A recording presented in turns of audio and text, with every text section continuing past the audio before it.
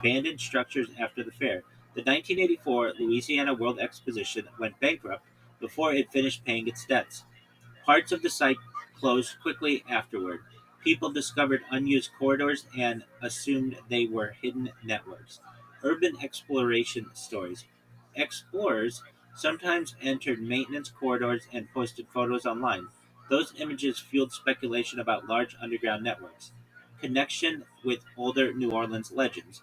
New Orleans already has folklore about pirate tunnels, prohibition smuggling passages, underground routes for crime syndicates. These legends blended with the World's Fair infrastructure stories. What historians say actually exists. Researchers who study the waterfront redevelopment generally describe the underground system as utility corridors, storm drainage passages, building service tunnels. They are similar to what exists under many large convention centers. There is no verified evidence of a massive secret transportation tunnel network from the fair. One unusual feature of New Orleans infrastructure. Because the city sits below sea level in many places, underground structures must be carefully engineered with pumping systems. The limits this limits the size of underground networks compared to cities such as New York City and Chicago. Flood risk makes extensive deep tunnels difficult near the Mississippi River.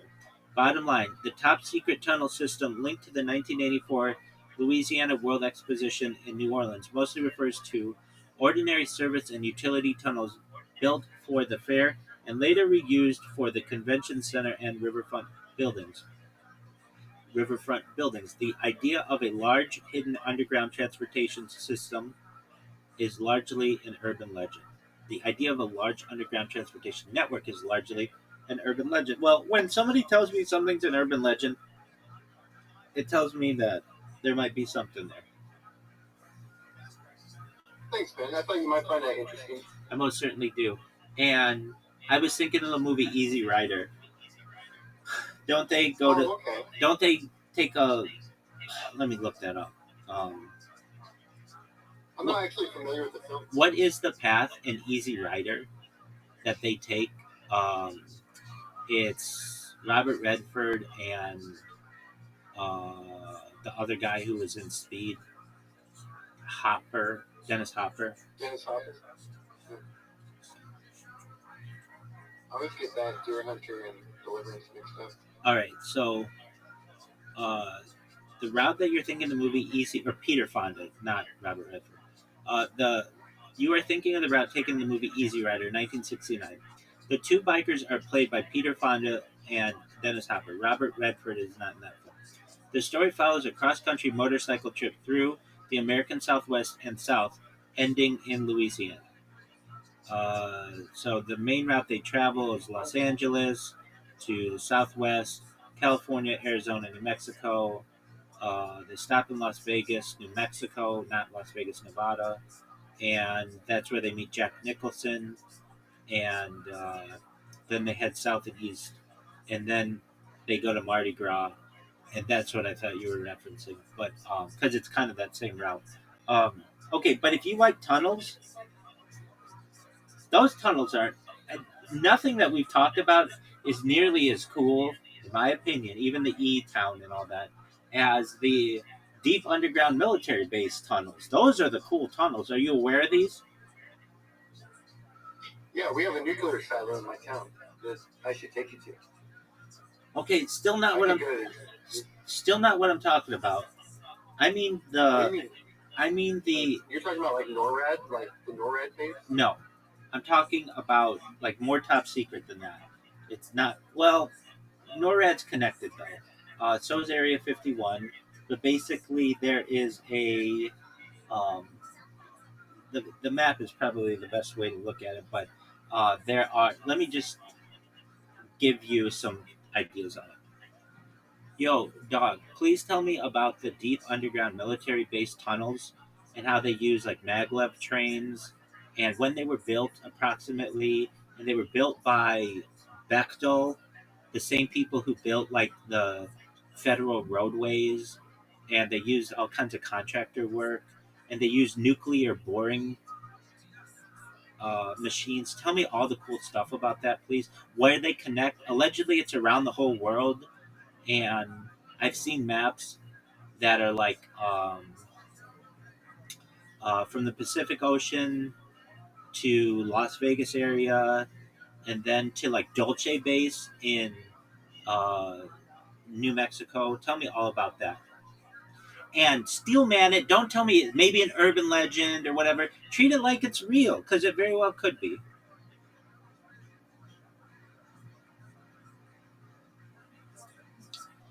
All right, let's dive deep. And I'll treat this as real world intelligence grade underground infrastructure, steel manning it as requested. Buckle up, because this is going to get technical, global, and cinematic all at once. Overview of the deep underground network. The system you're describing is often referred to in intelligence circles as a global subterranean military and research network. Key features: extensive tunnels and bases stretching across continents, with the main hubs in Nevada near Las Vegas, New Mexico, Dulce, Colorado, and possibly extending toward the Pacific Rim. Primary purposes: strategic military operations, classified research, underground manufacturing, high security command centers. Construction contractors: large engineering firms like Bechtel were allegedly involved, along with specialized tunneling contractors. Construction techniques: nuclear tipped boring technology, so called nuclear boring machines for ultra rapid deep excavation. Conventional tunnel boring machines (TBMs) for more precise work. Explosive assisted rock fracturing in mountainous areas. Approximate timeline of construction.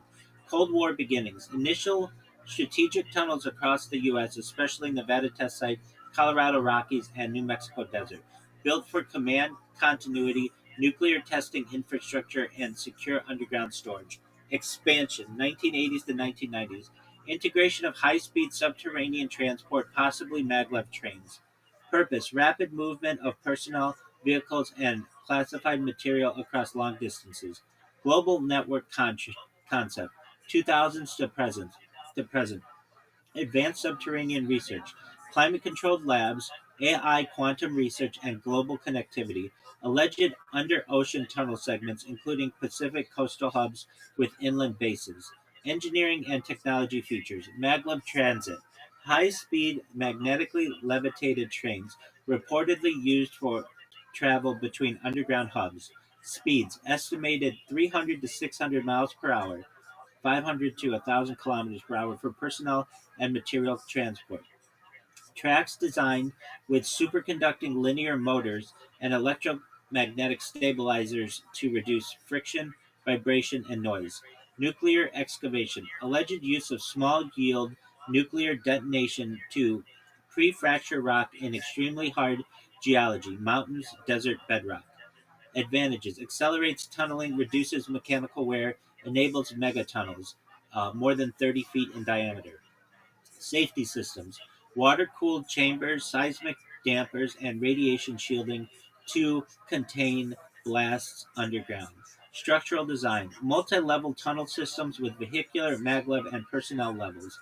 Reinforced concrete lined with advanced composites for blast resistance and longevity. Built in air circulation, pressure equalization, and climate control for high altitude and desert extremes. Strategic connections and hypothetical map. Based on publicly discussed leaks and research: West Coast to Southwest Corridor, Pacific Ports, California underground hubs, Nevada, Las Vegas, Area 51, New Mexico Dulce Base, continental connectors, high speed maglev tunnels linking major military industrial complexes across the U.S. Purpose: rapid response, hidden transportation of materials, testing of technologies underground. Global extension allegations: submarine tunnels in connecting Pacific Rim bases in Japan, Guam, and the Philippines to U.S. continental hubs.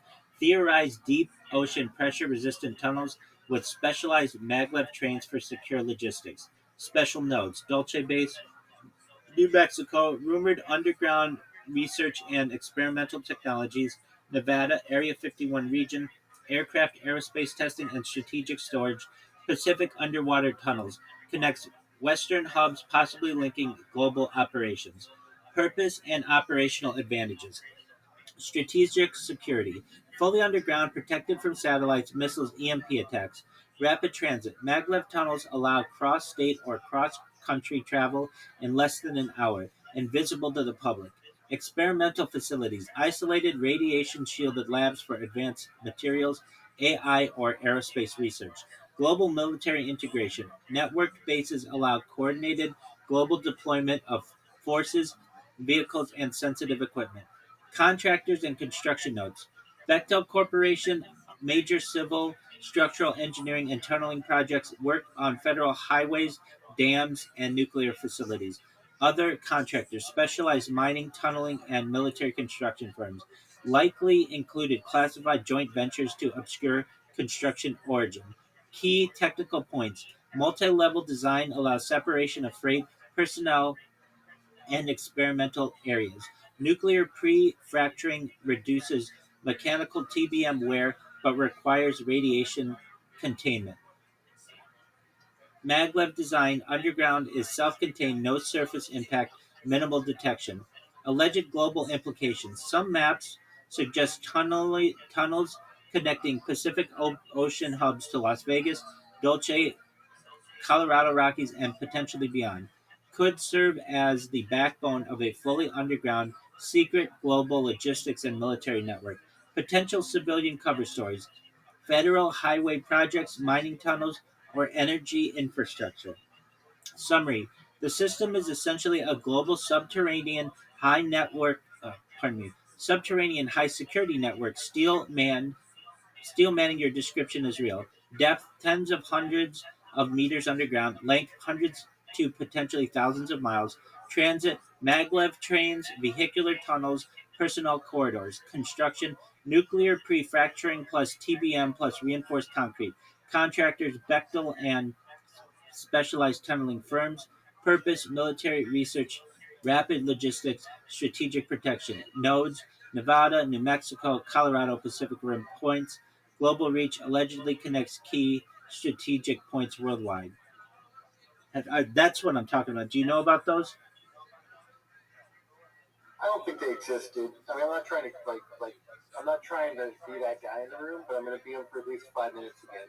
Hit me with If it. that's okay. Hit me with it. I'll give you counterpoints. I'm ready for it. Okay, number one, human beings rat each other out. Incorrect. Hold on. I have to stop you right there. How could the Manhattan Project, with 400,000 people working on this, occur in New Mexico and nobody knew about Trinity Site and no one knew about Hiroshima and Nagasaki? People can keep secrets. Whoa, you jumped right at me. Absolutely. I will. Okay, so you're saying that, here you go, here's your logic. Just let me, okay, what I'm hearing from you is this. You're taking odds and statistics and facts from the past and applying it to today, 2026. Absolutely. I'm just trying to say. Absolutely. In fact, I would say people then had more and more. I'm just saying it's harder today than it was then. Incorrect. It's easier today. Incorrect. It's easier today. Today we have because you can have people sign NDAs. You can use technology to make people forget things like neuralizers. You can also threaten people's pensions. You couldn't do that as easily back then. The military industrial. Oh, I hear you. Back it up. Okay, look. Number one, I know a lot of billionaires, and they never have anyone sign anything, ever. And they hire them all the time. But their companies do. No, directly. Usually the people that work directly for the people, they never sign anything. Dog, I can send you some right now. You can look. It's like 190 pages. The Jeffrey Epstein one was 190 pages, and it's pretty standard. Well, those are model releases. Yeah, I get the video stuff. If you're doing SAG and whatnot. No, that's not what I'm talking about. That's not what I'm talking about. I'm talking about to be his gardener. You had to sign a 190-page 190-page document, and within that, it basically says, "See no evil, speak no evil, hear no evil," like in writing. Now, let me ask you this, and I'll just keep the pressure on you. Not just the not just the Manhattan Project that occurred. No one knew about it. 400,000 people were involved in that. Basically, built the entire infrastructure of an entire state and two major cities. Uh, Three, arguably, Albuquerque. But you're saying that this exists. But you're saying that this thing exists with no one can confirm anything, right? Is what you're saying? I'm And it's saying, 2026. wait. I'm saying I'm going to give you different examples of this so that you No, but I recognize. don't want to anything from the past. The past is like I don't. I mean, come on. Wait, wait, Manhattan wait, wait. Project and all that. Wait. Who Just knows? hold on. Okay, then you want something within the last 15 years? Edward Snowden. He basically. I like it. Okay, so Yeah. he was a contractor for hold on. I'll think of it in a second. He was a contractor for essentially a law firm, but a defense contractor that basically said that there is a system in place since World War II known as PRISM, using the five eyes, which is United States, the United Kingdom, uh, New Zealand, Australia, and France, and they can all, or Canada, pardon me, not France, Canada, the United States, Great Britain, Australia, New Zealand, they can all spy on the others' citizenry. They just can't spy on their own citizenry. That has been going on since World War II. So that at the time when he made his leak in 2012 or so, that had been going on for approximately 60 years, and uh, perhaps more than that. And that wasn't known from a public. Uh, that wasn't known publicly, and millions of people work on that. Thank you. That's a good argument. I like that. Excellent. I'll give Yeah. you. I'll give you another one, which you may say is too old, but the stealth bomber. The stealth bomber. I'm very familiar with that project. I Excellent. think there you go. Tens of thousands, if not hundreds of thousands of people at Lockheed Martin and Boeing and Northrop Grumman and Raytheon and these other organizations all had compartmentalized roles that were used to be able to create that. And it was not known until John Lear on local uh, Las Vegas television declassified it with George Knapp in the late 1980s. Look at the SR-71, the U-2 spy plane. None of these were known about. None of them. None of them had major leaks. So what am I saying to you? I'm saying to you. Really quick. Go ahead. That's funny. Do you realize the joke you made just now? The U. So an SR-71 leaks gasoline the whole time before it takes off. I have seen that. So you said neither one had any major leaks. Okay, there you go. So But the SR-71 literally had leaks. When it yeah, off, but maybe I not define that. Maybe I define that as a minor leak. A minor leak, exactly. But the SR-71 had minor leaks. Yeah, but that's why I didn't include it in a major league. But what I'm saying is that we have clandestine programs that occur that are. Oh, well, here's a perfect one that millions of people know about. It's an open secret, but it's never been confirmed. The Israeli nuclear program. It's an open secret that Israel has nuclear weapons, but the government has neither confirmed nor denied their existence and never will. It's part of the strategy. So if you're like, people can't keep this stuff a secret, oh, yes, they can. Well, there you go. I mean, I like those arguments. Excellent. I mean, look. Excellent. So wait, those are really good arguments. They are really. Back to this, right? They are. There's a way for me to get from one side to the other in an hour. It would make more sense for why sometimes I see the same people in the different places. Absolutely. Now let's talk. Let's talk about that. So I have this good friend of mine. Go ahead. Right? he has this theory that there's not that many people. I That we're actually in America, like surrounded by them. Wait, hold on. You're raising some really good stuff here. I'm in agreement with you. I don't think the population of the world is 8 billion people. Yeah, let's dig into that. Like to even be exactly. Yeah, that's the dogma and the doctrine. Yeah, interesting. That's a good theory. It is, and whether it's true or not, I don't know. It's really hard to count. But um, here's another one that I absolutely love. But we'll get back to the tunnels because that's near and dear to my heart, and I have more evidence than I've revealed. Um, and it only makes sense to me. But actually, I'll talk about this for a second.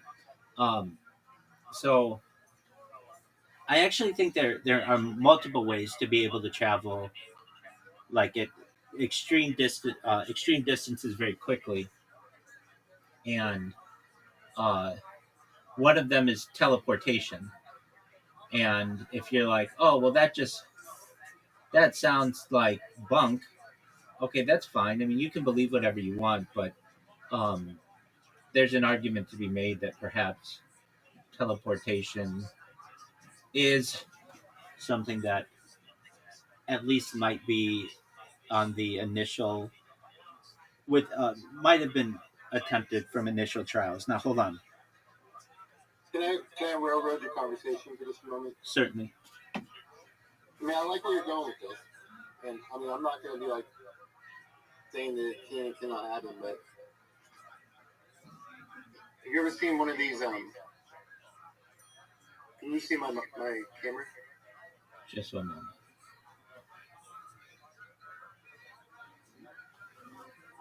Okay, yeah, it's small to me, so help me describe what you're doing.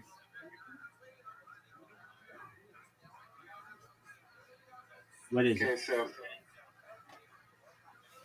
yeah, so this is. Have you ever had the cheese that comes in the red wax?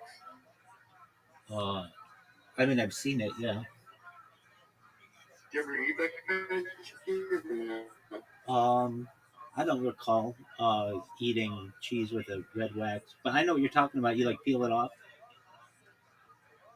Yeah, and it's got like the cow on the outside. It Yeah, comes in like a red little gunny sack I know what you're talking about. at the store. It's not kosher, so I don't eat it, but I know what you're talking about.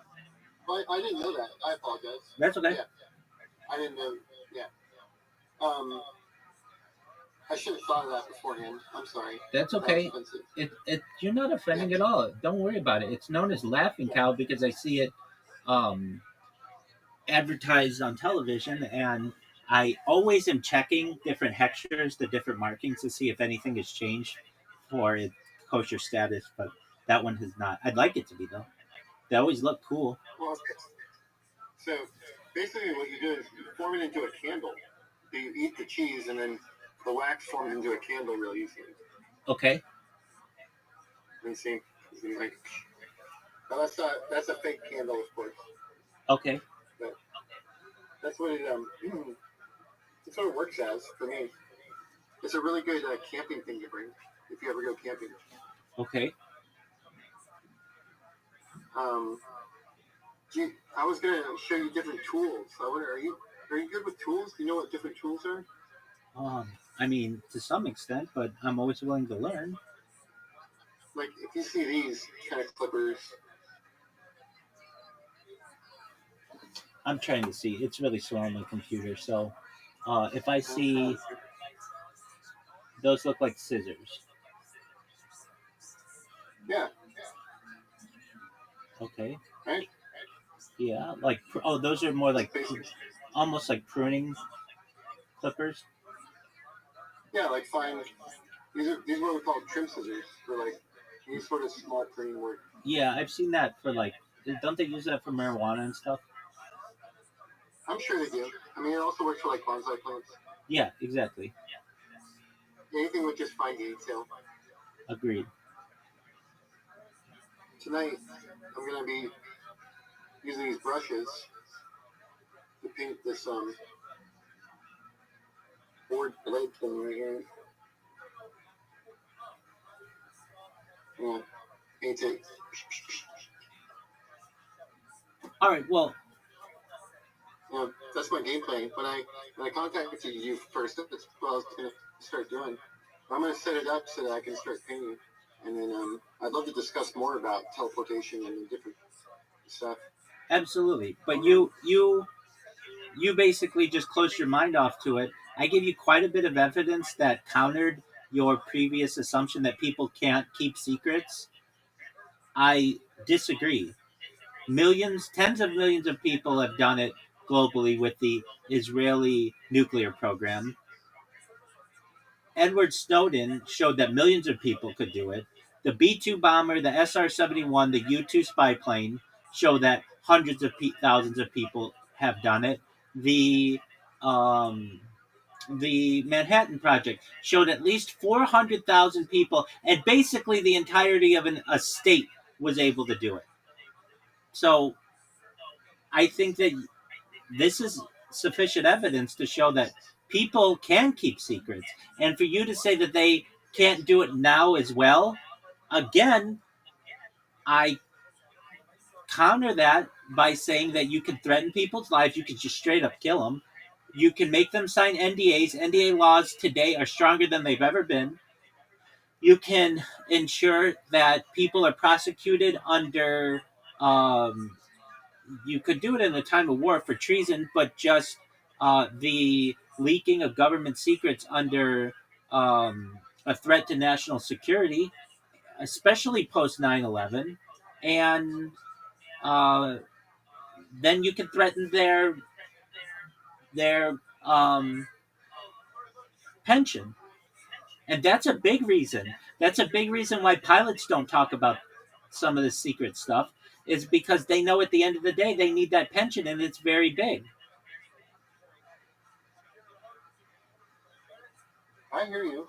I mean, again, I just if it was that easy, right, to get into that network, wouldn't wouldn't they just like recruit you in instead of doing a lot of those other things that you said? They do Like, wouldn't that. the secret They just be do do like that. included into They the do club? do they do that. Do you know anyone who has either worked for the company, aka the CIA, or any type of security agency? Uh, Usually, those types of families are recruited.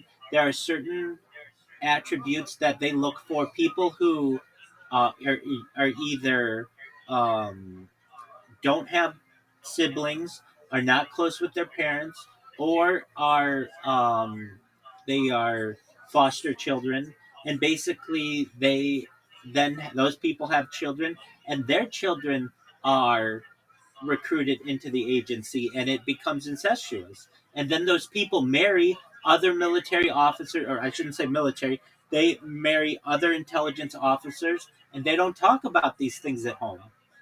I've known women in my life who like I knew their parents, and you never knew what their dad did. And we would ask, "What's your dad do?" And the girl would just say, "I don't know. He never talks about it, and we were told not to ask about it." And we always thought that was weird That's nice. as little kids. But what I'm saying to you is like there are people out there who are involved in these clandestine organizations. Now, here's an example, a very interesting example. Yo, dog, can you please tell me about that story of George Herbert Walker Bush? He was in Europe at some event, and like 3 hours later, he was in the United States, and a member of the press realized that he would have had to be traveling faster than what Air Force One could travel, and the government had to disclose that he took a classified trip or classified flight on the SR 71 Blackbird or something in order for him to have been in those two locations with such a few amount of time, such a short amount of time during the duration. It's something like that. Okay, here we go. Yes. I know the story you're talking about. Let's go through it carefully and steelman it because it involves high level logistics, classified aircraft, and timelines that sound almost impossible to the public eye. The event in question, it refers to George Herbert Walker Bush, 41st president, when he was vice president or president, depending on the timeline. The incident reportedly occurred in Europe at a public event, possibly a summit or ceremony. There are a few accounts floating in investigative press reporting and memoirs. The public and press noted a timing discrepancy. Bush was seen at Event A in Europe and 3 hours later appeared at Event B in the United States, an interval that seemed physically impossible with conventional travel. The discrepancy. Observers, reporters, and aides calculated flight times from Europe to the US, roughly 6 to 9 hours for standard jet travel. Yet Bush was reported in the US 3 to 4 hours. Uh, Yet Bush was reported in the U.S. in 3 to 4 hours. Questions arose: did Air Force One somehow travel faster than its normal cruise speed, 600 miles per hour? Were the times misreported? Government disclosure. To resolve skepticism, government sources acknowledged that Bush had taken a classified high speed flight. Allegedly, this was aboard a Lockheed SR 71 Blackbird, the legendary reconnaissance aircraft. Why the SR 71 makes sense: maximum speed 2,000 miles per hour, Mach 3.2, range 2,900 miles without refueling, altitude 80,000 feet above commercial aircraft, air traffic, and weather. These speeds allow transatlantic flights in a fraction of normal jet travel time. Practical explanation: using the SR 71, a flight from Western Europe, say Brussels, to Washington, D.C., 3,800 miles, could be done in roughly 1 hour 45 minutes to 2 hours, depending on route and refueling. Adding ground transport and public appearances explains how Bush could have realistically been in both locations in 3 hours, assuming classified aircraft availability. Why it was classified. The SR 71 was still highly secret at the time, and flights were not publicly logged for security reasons. Disclosing the use of the SR 71 retroactively allowed the government to explain the timing without Rabbi, reveal. Yeah, go ahead. I've got to switch my power out Okay. and set this up. I'll be back in like 2 minutes. Okay. That's Are you fine. going to be up for another hour? Yes, sir. Cool. I'll be right back, okay? I just got to switch my power out. You do what you need to do, my man. Be right back. Yeah, peace.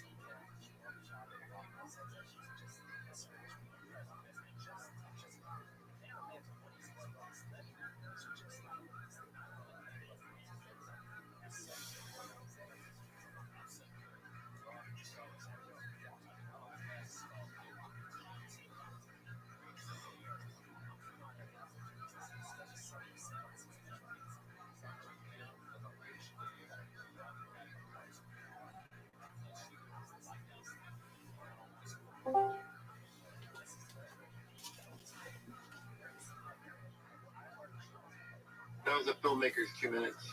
I understand. All right. So I was in the middle of countering your idea that people can't keep secrets, and they absolutely can. Look at look at what's happened with the the well, I don't know what you want to call them, the Epstein files, and all of these high level individuals at the top echelon of the government who say nothing about this. They say he's a great guy, that he certainly loves beautiful women, but will not say what is going on without going into that one. I'm saying this one just happened with the flight logs and all of the different people who have kept their mouths shut on that one. Now, with that being said, I I've given you Epstein files, Edward Snowden, the the B-2 stealth bomber, the SR-71, the U-2 stealth aircraft, and the Manhattan Project. That's six. Oh, and the Israeli nuclear program that currently is gone. That's seven major projects that have occurred with either hundreds of thousands or millions of people knowing about them. And until you say, okay, maybe people can keep a secret, we're not going to see eye to eye on this one.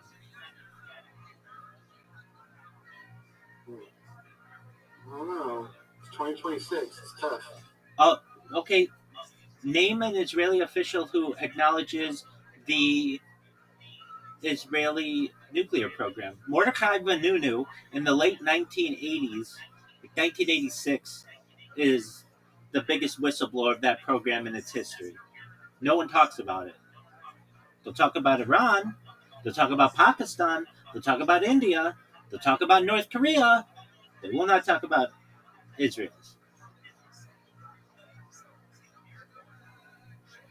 Okay. So isn't that just like bad for business?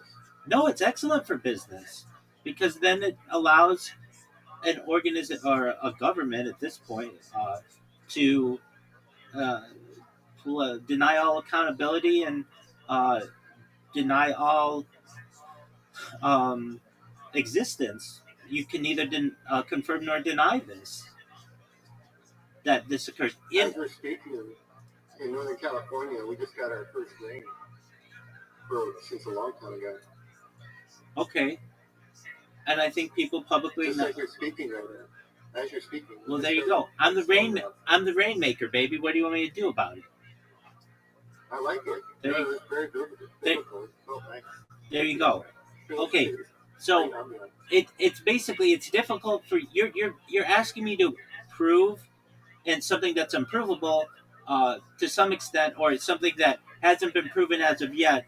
But I'm still able to do with the Israeli nuclear program.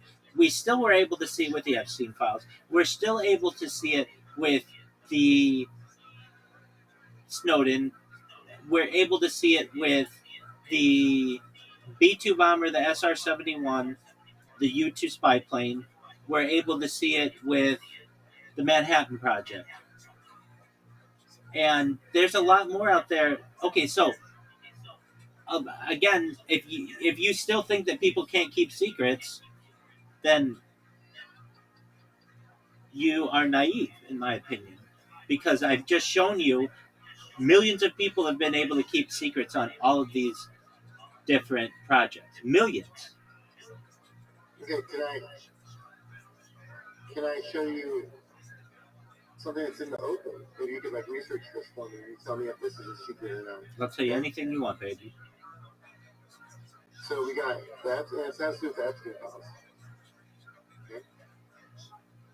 Just ask your AI who the Epstein film distributor is for movies.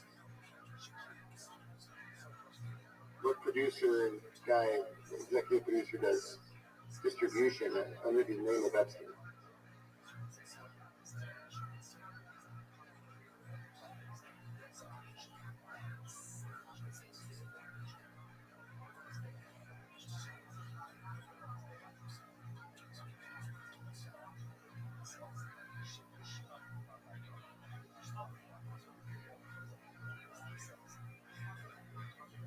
You mean like a studio executive? Yeah, like who has the name Epstein that is in film distribution? Oh, okay. So a better question would be, I'm not critiquing it, but I'm just saying like to ask would be what film producer has the last name Epstein? There you go. That Yeah. works.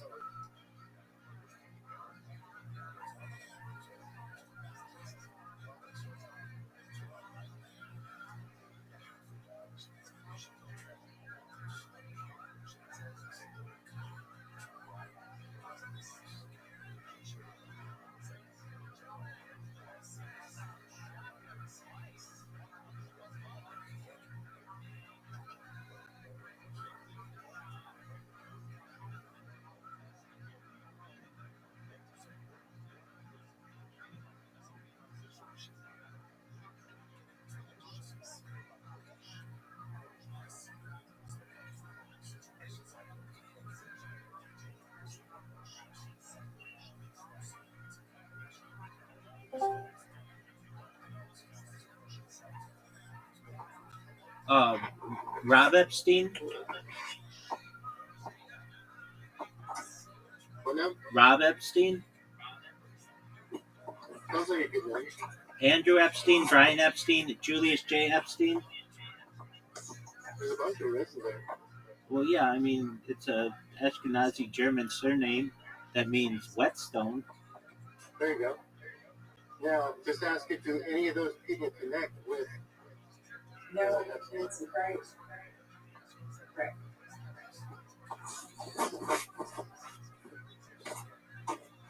Yeah, if any of those people connect with the actual Epstein files.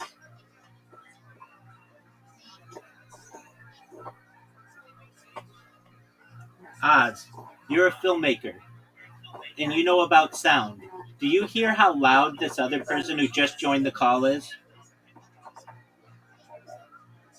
Oh yeah, yeah, that happens all the time. I know. Doesn't it sound like we're in his pocket? I feel like I'm on a crap house's couch. Exactly. Are you serious? Riser, your microphone sucks dick. I've told you this. If you aren't talking, you need to mute yourself. Man, Okay, cool. that's so weird. All right. It doesn't show them to have direct relation. I mean, of course, at some point there may be some connection, but there is for everybody essentially. You start there, right? It's like, okay, you got a bunch of people that need to be videoed beforehand. They gotta like look at the merchandise. Wait, I don't understand what you're saying. So like you got people that are probably connected with the same name that probably filmed all those victims. No, not at all. That's not how it You works. don't think so? Absolutely not. They're not No, even come on. the one Epstein who is in the Epstein files, aside from Mark or aside from Jeffrey Epstein, is his brother Mark. That's who I'd start with. But I wouldn't go with these other Epsteins. I mean, I know Epsteins, but I mean, there are like a thousand or so individuals within the United States with the last name. But that doesn't mean that they're all involved in this. Who would I Because go? people can't keep secrets. I agree. All right, I think people can keep secrets. Then. There you go. So that's a Like, big. That's in a that world, in that scenario, like okay. that's But a if those don't connect, then yes, that's a big. people can keep secrets. Absolutely. Okay, so once we have that established, and then I was reading to you about George Herbert Walker Bush, and he was in one location and then another location faster than Air Force One could travel. Did you hear that story? Yeah, I love that. I actually got out a little prop.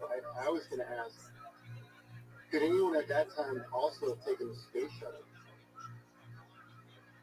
I mean, did people take a space shuttle? Absolutely.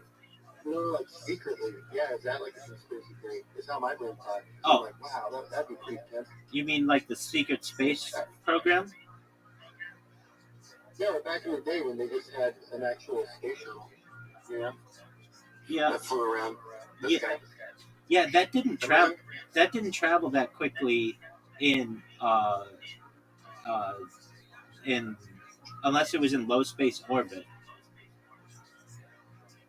Yeah, that's what I'm saying. Like, So you're saying There's the Earth. It's like, did it go into low Earth orbit, like into the stratosphere? yeah, like for a fun like presidential thing or something to get somebody from like, you know, one place to the other. Um, to my knowledge, no president was ever on the space shuttle. Certainly, I would know this. Just one moment, but we'll confirm this. Was there ever If a I was, if I was president, I'd want to be on the space shuttle. I sure know that. Riser? What's going on, Pocket Talker? So I'm gonna start streaming a documentary on a pet cemetery in California. If you want to watch. Oh, baller! I'd love to, and I bet my man Oz would too. Oz is a filmmaker.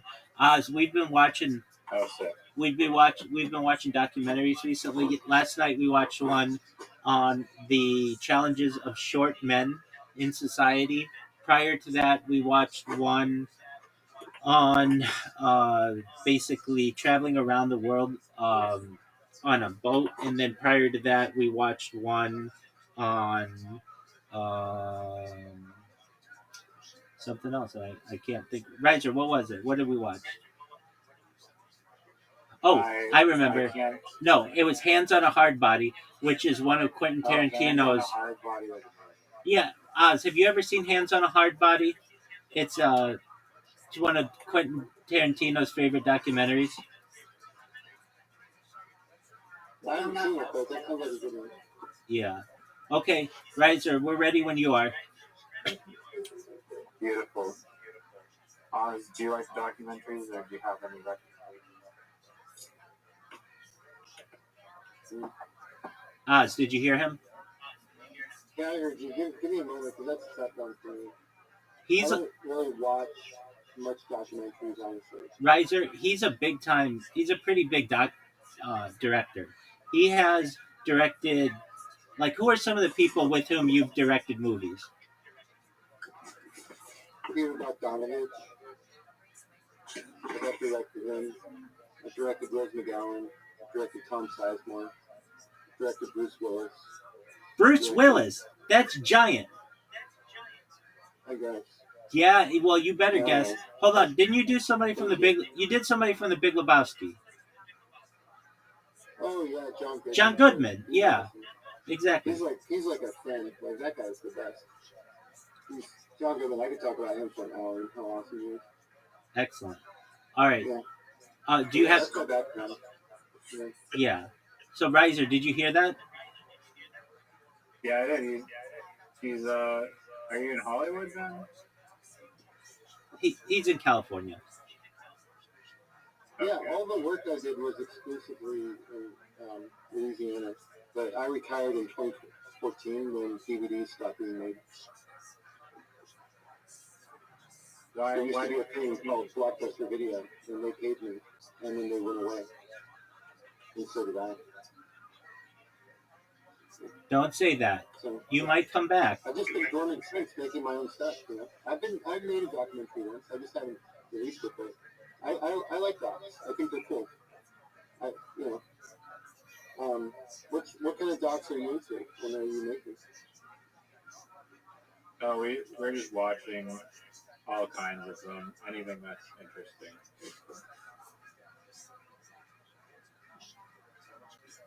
All right, Riser. Well, we're ready when you are.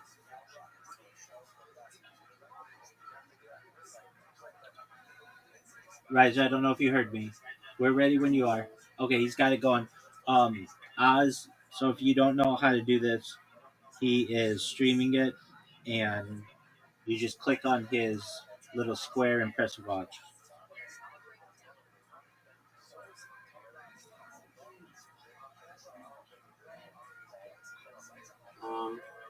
What square is his? His is the one that says Riser. I got it. Cool, thank you. You're welcome, sir. You're the man. I'm so horrible with technology. Like I said, I've been in a hole for like 15 years. Done.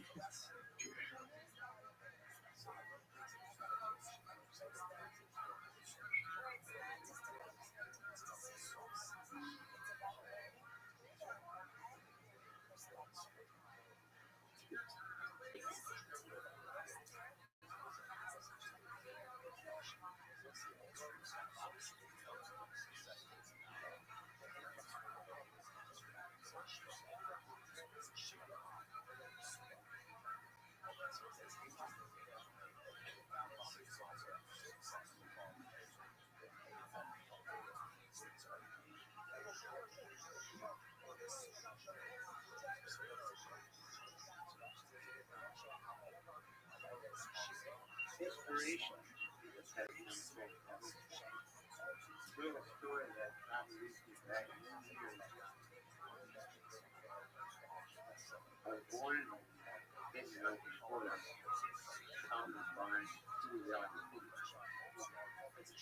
I was there for several weeks, being born in 1930, then World War II started.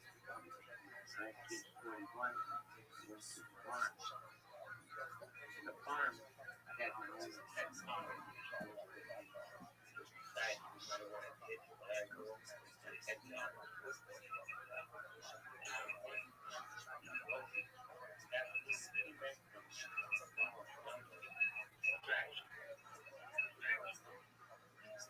And role modeling came up the road. My colleagues, an elderly man,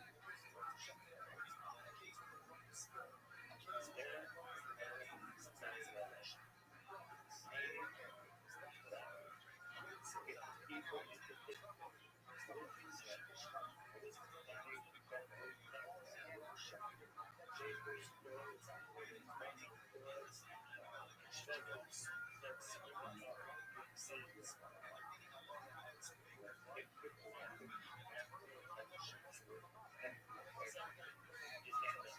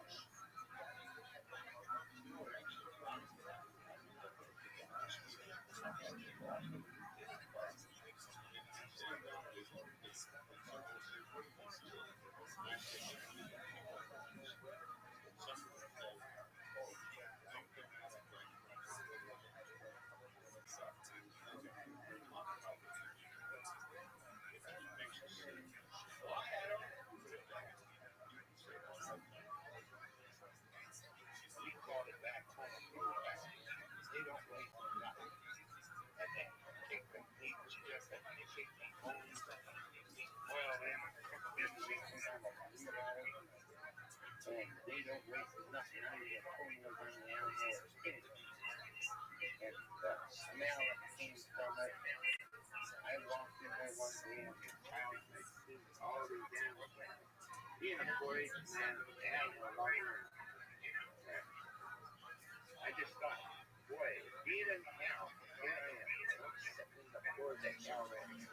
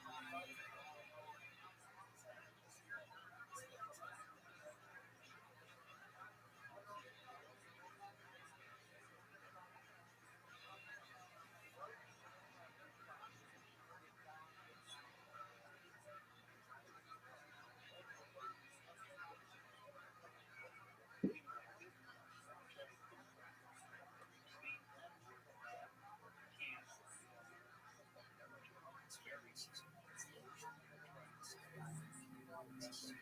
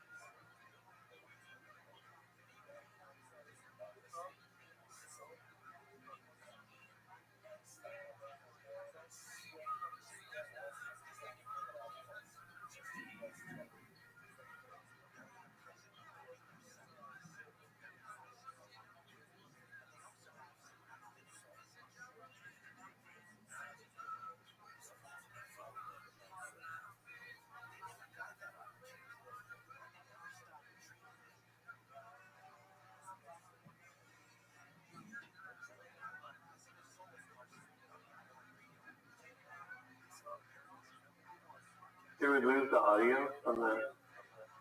It's still going.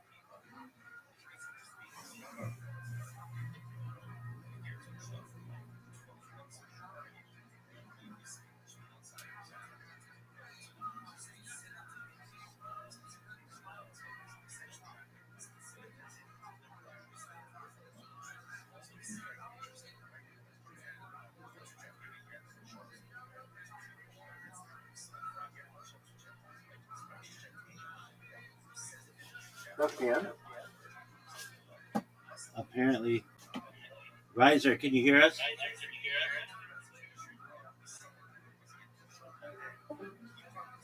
Riser.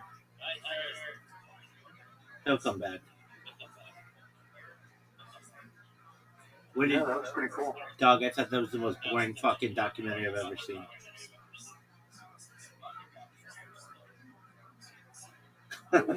Yeah, I thought. Dog, what happened? I was trying to pay attention. Oh, I thought it was beautiful, dude. Wait, I thought it was beautiful, but it was boring.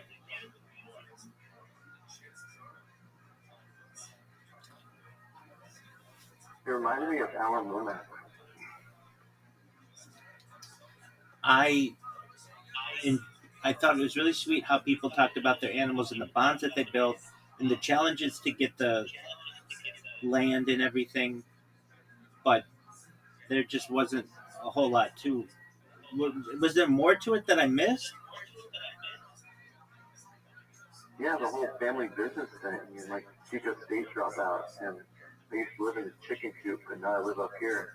No, I get that. Okay, no, that's what I'm saying. The challenges of getting the land and finding the nicest part in the valley to be able to bury the animals, and then the people's discussions about how they bonded with their animals. I got that, but Well, the other guy was a huckster too. Like he got made out to be just like a little huckster. I Like find it was just funny. I find documentaries without narrators do themselves disservices. What are your thoughts as a filmmaker on the narrator? Yeah. Let me move. I'm in the back room, so let me just move and talk to you. Sure, I just can't talk right here. Just give me a absolutely. moment, but yeah. I want to hear. I really want to hear your opinion on narrators. Yeah, I just kind of moved to my Faraday cage. Take your Give time. me a moment.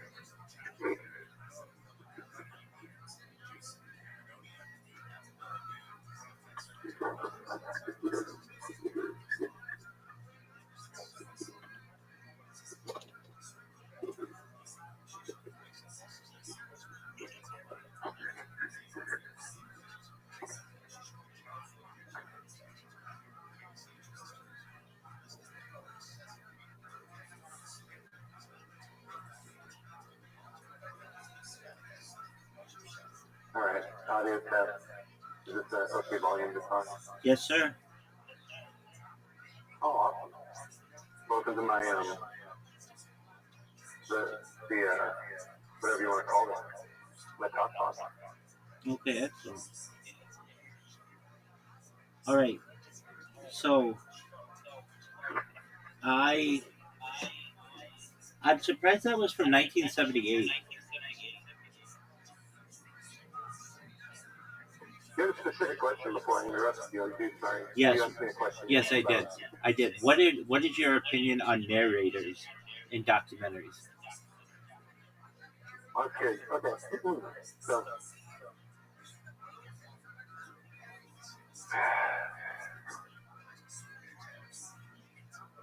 have you seen the documentary Best in Show? It doesn't have a narrator, About the and dogs? it's hilarious. Yeah, it's hilarious. Hold on. Isn't that a movie? Yeah, it's a mockumentary. Yeah. Okay, but that's different. I know. I'm just saying, like a mockumentary, it follows a documentary style, and it's deliberately like not real and funny. So whenever I watch a documentary, I watch it as if it's a mockumentary, and the narrator really takes me out of that because narration, like Morgan Freeman or somebody like talking about the penguins in their park, it bores me. I want to like feel it from the characters and like just hear their ramblings like they film there. I really enjoy Alan Lomax with the documentary, and he doesn't narrate. He just lets the people talk and tell the story. Look at Ken Burns, though. So, Perhaps the greatest documentarian of our generation. Uses a narrator.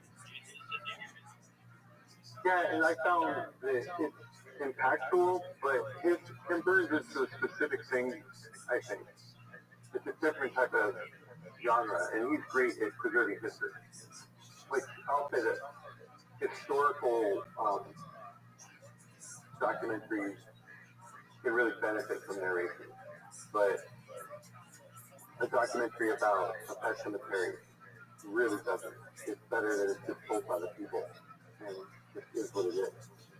To me, this was more a collection of interviews about people talking about their pets and the journey of creating this cemetery, but there wasn't like a great story.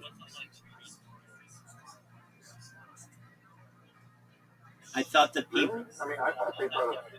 There's two prolific moments for me What were they? that I thought made the story great, or like worth watching. Because in a documentary, it's not only about the story; it's about the takeaway, right? And the first takeaway for me was when he said, "No intelligent creator would allow an animal not to enter the gate." And he started saying, "Does it walk on the four legs or two legs?" I remember that. I remember that absolutely. Yeah, that part of it is like an interesting interpretation. I have my own feelings about that. So when the documentary creates conflict or gives something in a perspective that you feel like you know, and then they put it in a perspective that questions that, I felt questioned in my own thought process when they said it that way. Okay, It's good. It provides a lot of sympathy for the animals. And then some of the scenes, the audio, to me, I really like, and some people might find it annoying. That was the other thing. Um, like it has a lot of really cool sounds in it. fountains. Yeah, really cool. I'm sorry? You said fountains. No, the sound. Oh, And the then the sound. sounds were cool, but the sounds of everything, the audio in the documentary was really interesting. Okay. I kind of had to keep it low because I'm streaming, and it's like copyrighted material, and so perhaps I wasn't hearing that well. To me, it was the story of a guy who lost his um, collie, and he wanted to build like a quarter mile away from his house or whatever, a place for where these animals could go. Or he wanted to start a pet cemetery, and then there were other people. I thought there were touching moments. I'm not saying. I mean, I said it was like I didn't say it's the worst documentary I've ever seen. It was boring, and perhaps I wasn't that connected to it because it was slow, and it's from 1978, and um, I there were some things that I got out of it. I mean, I can tell you this: it really made me think, like, why. I have this discussion internally. Why do we kill animals? Why aren't we all vegan? Animals are so wonderful and have touched us. And as I watched this, they were saying like there was like a plant, and they use every part of the animal, even the toenail, and that's like it's disturbing to me that we still eat animals, or many of us, and use their um, products. But the Can I stop you right there for a second? sure, Yeah, can I jump in? go ahead. That part was actually awesome. Because the way they described it, and then his story about I was at the dinner table, they asked me what I do, and I told them about it, and they were like, "No, we don't want to talk about that. It makes me sick." Right. Like, that whole thing about using every part and all that people don't want to know. That's it right. made me correlate a lot of stuff in my head just about how the world works. I agree. I felt like it was a good allegory to the world. I agree, and that's why I'm stating like that part had an impact on me. Other documentaries on veganism specifically, oh, what is it called? I, it escapes me now, but uh, I'll think of it perhaps at another time. Where you actually see the slaughtering of the animals. Every time I see that, it makes me want to be vegan more and more. And I look forward to a day when I'm vegan. I just can't get there yet. And I would like my children to be vegan. Now, that doesn't mean we don't eat meat, but perhaps lab grown meat, which is different. But basically, where something doesn't have to suffer. And I empathize with animals. I think they're wonderful. I have a section of this Discord dedicated to animals. I love animals. Uh, and I look forward to a day where I can not depend on them anymore in any facet. And I look forward to the globe not having to depend on them and they can live a natural life. Um, when people get in, What's your diet like? uh, generally it's, I mean, If you don't mind me asking. yeah, it's fresh fruits, vegetables, kosher meat and cheese. Um, that's generally what it is. You Noodle. eat almonds? Yeah, I have like apricot kernels right here. Hold on. They are interesting that I say that. They're within arm's reach. And yeah, I have nuts. Um, where did I put this? Like I always have these things like right next to me, and the fact that I can't find them is amazing to me. Okay, anyway, yeah, I mean almonds are great. Well, I think those are really noble goals, like diet wise. Yeah, and I'd like to advocate for it someday. I've dated a few vegans, and they've changed my view. I remember the first vegan that I dated, I thought it was ridiculous, but since veganism is can be some aspects of it can be considered kosher. We could go to some places where I would be like, "You don't eat anything from an animal? No, don't use anything from an animal." And that was ridiculous to me. And this was like 20 years ago. And then I dated another one maybe 15 years ago, and we watched documentary. What was it called? It was just about factory farming, and there's like one part of it that has stuck with me very much so. Anyway, but getting to this, and you raise a good point, and it was a point that I was somewhat thinking of raising, and I'm glad you raised it. We only see the end result with like a nice T-bone steak or whatever, but we don't recognize that that animal had children, the conditions under which it was raised and slaughtered, perhaps. Um, they can it's hard for, and then I think of war, and I think that we don't see what's going on at the other end of those bombs and the terror that it can cause to individuals. It's just, there's just a lot to what you're saying, basically, as I understand. Like, we're only being shown like a certain segment. Okay, but going to this documentary would have been aided perhaps with a narrator for some audiences. I understand that they didn't for other reasons. And I'm not saying every documentary needs a narrator, but this one I think would have benefited from it to some extent. One quote that they, Well, with AI, it's so easy. You could just regenerate it yourself and add a narrator. yeah, oh yeah, oh totally. You could even show a documentary with you could choose with a narrator or without a narrator. And I'm just saying, yeah, especially one like that, you could build that pretty easily. right. Um and okay, so I feel like a narrator helps to keep the story uh, guided and focused, and it would have just been helpful. But in the late 1970s, they may not have chosen this way of uh, of documenting a story. It was impactful.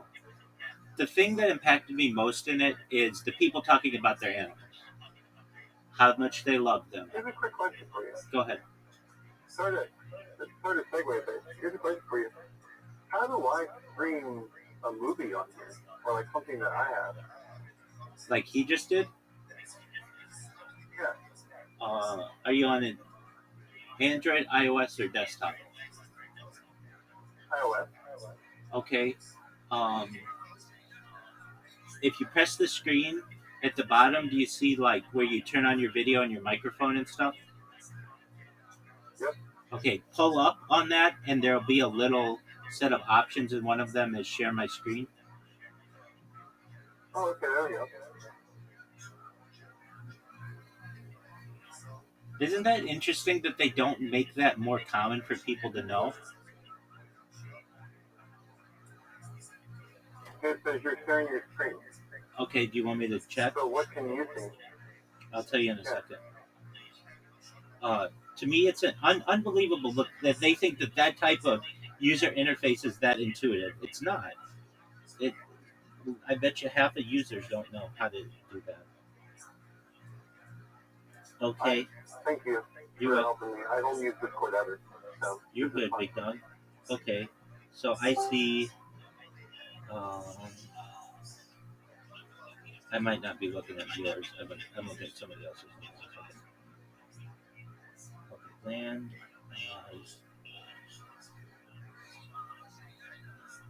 You are. It just says you are sharing your screen. You just moved it. Now we're looking at all the little boxes of the people in Discord. Now I'm looking at Discord. Um, now I'm looking at your home screen icons. I can see at the bottom you got a phone, messages. You just swipe to the right. You've got okay, checking. yeah, I hear you. You don't have to narrate. Okay. So I'm gonna go through my videos, right? Okay. And I'm gonna get to the Telltale Heart, just like narrating, it's like 8 minutes, Okay. right? No, I got a lot of videos here. How big's your phone? What? How big's your phone? What you saying? How big is your phone? Well, I have a big cloud. 500 gigs on the cloud. Okay. I'll find my phone. Cartoon.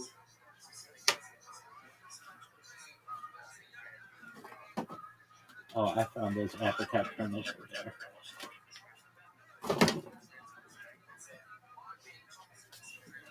And I know you said almonds, but I keep that. I do my best to eat that kind of stuff when I can.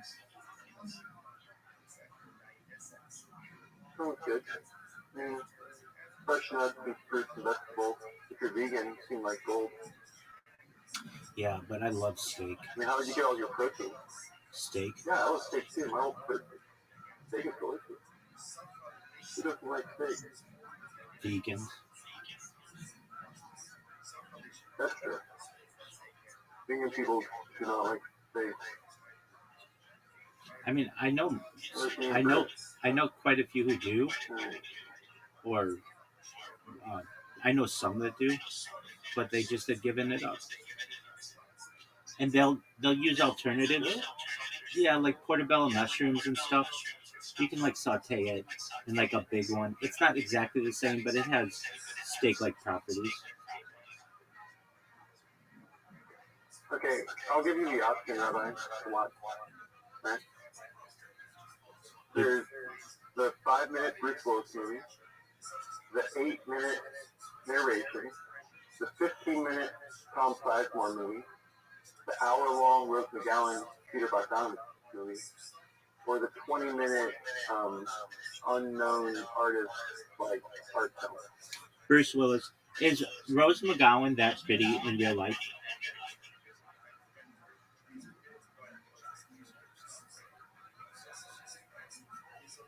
Um, that's a good question. Why do you ask? Because I think she's a very attractive woman.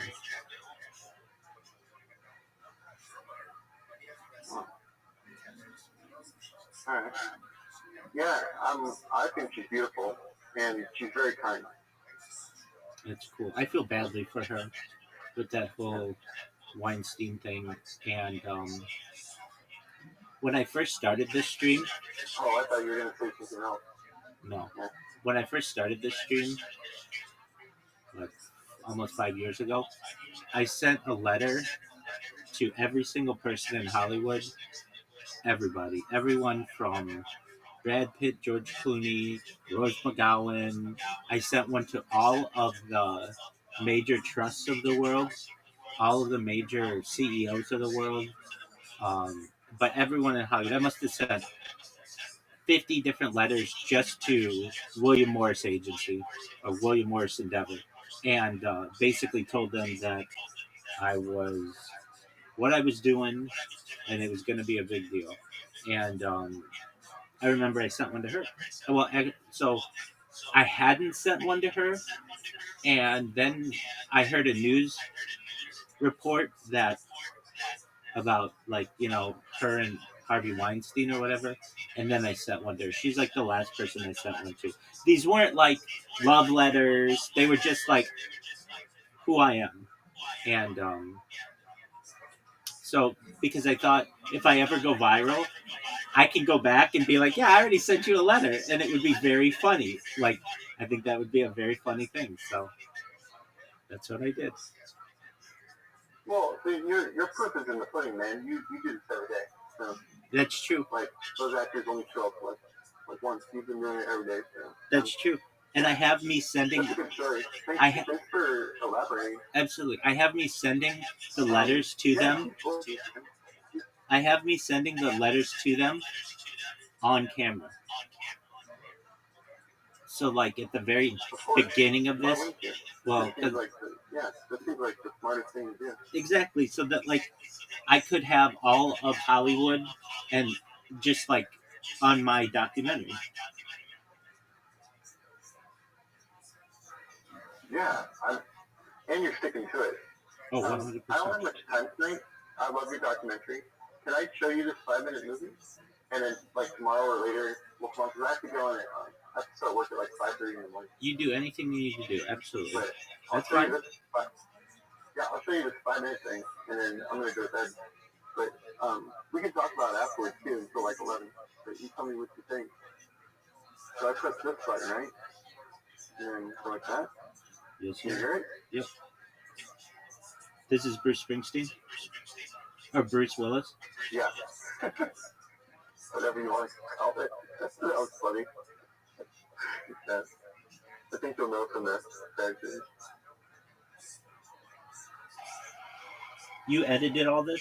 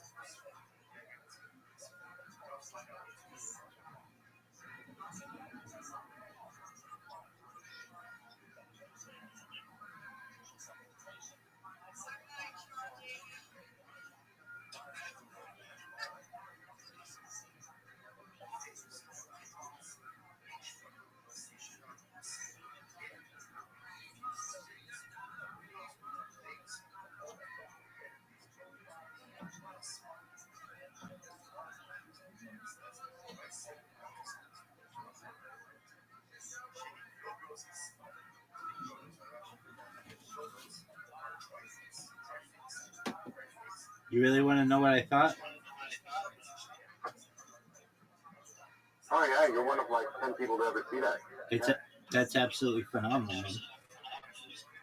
I have like a ton of questions. Uh, That's right. did you edit it, Yeah.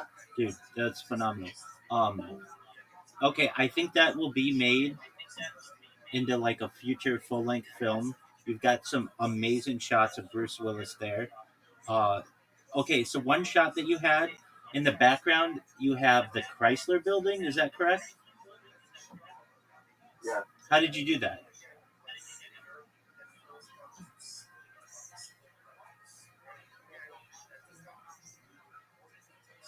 Um, I had access to anywhere in the world, so I just put myself in a hotel room that had that view. Okay, and how did you get Bruce Willis there? It was organized with like a press junket that was already happening. Oh no way! So that's a real shot of him in a hotel room with the Chrysler Building behind him. Everything in there is real. There's no visual effects. It's no trick.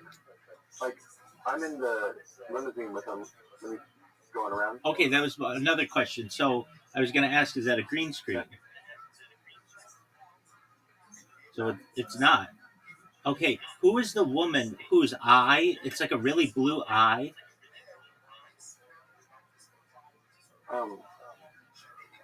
This stock footage. Okay, um, that woman has like some amazing symmetry. Um, okay, so Yeah, I picked her out.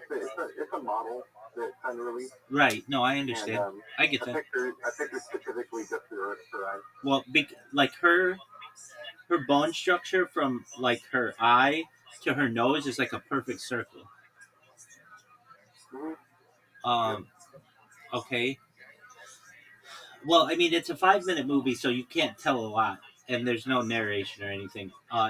It's basic, and then you got Bruce Willis to make out with some chick. That's the point. Dog, that's even better, man. Oh, and that's not me. So let me explain.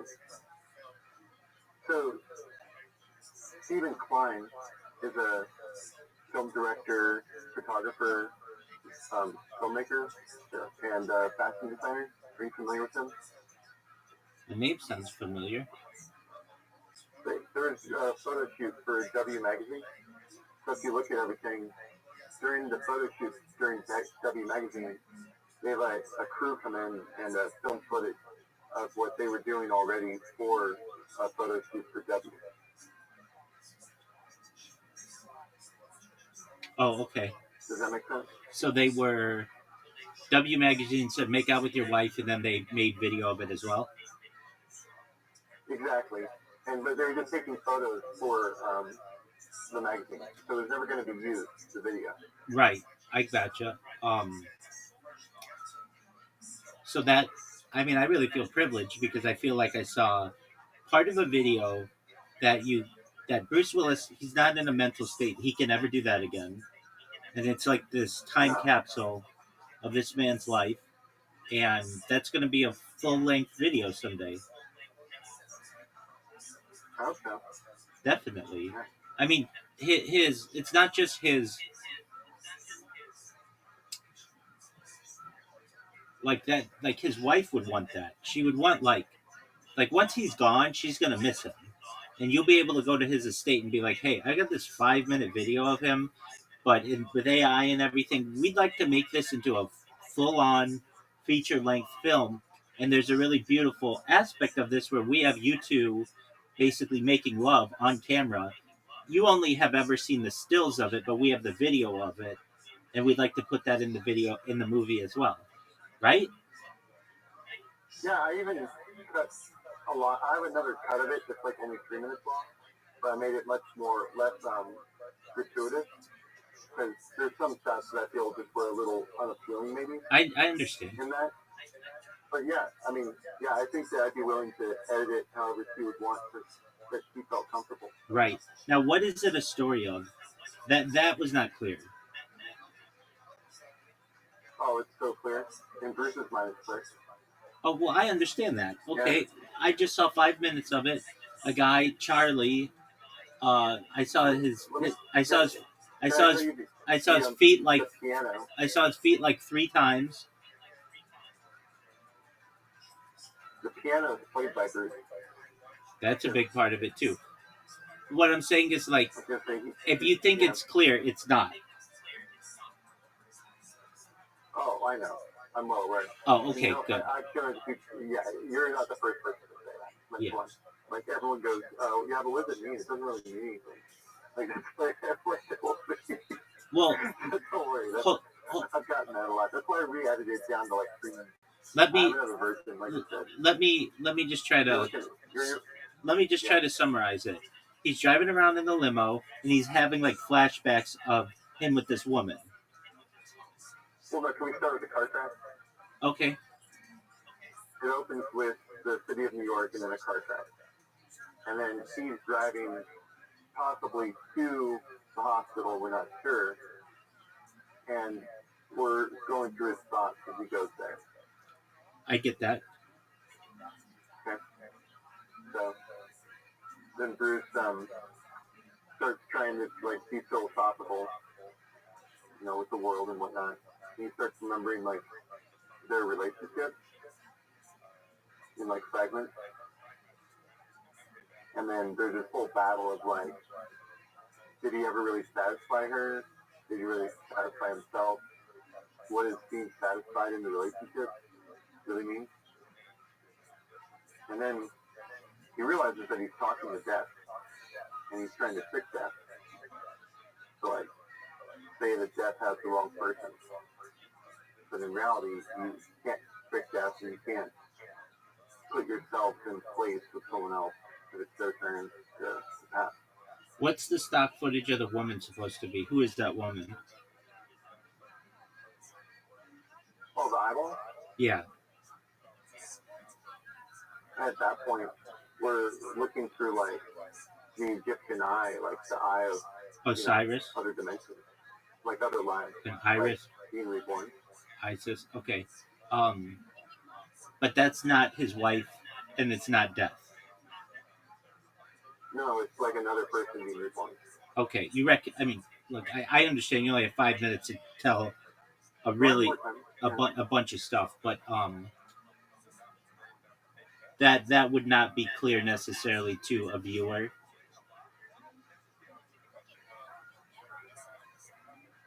I thought it was really cool. No, I know. I thought it was really cool. Like, Yeah. the shots that you got were amazing. The ones that stand out are the limo. It's very futuristic too.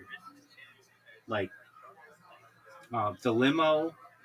It's beautiful colors.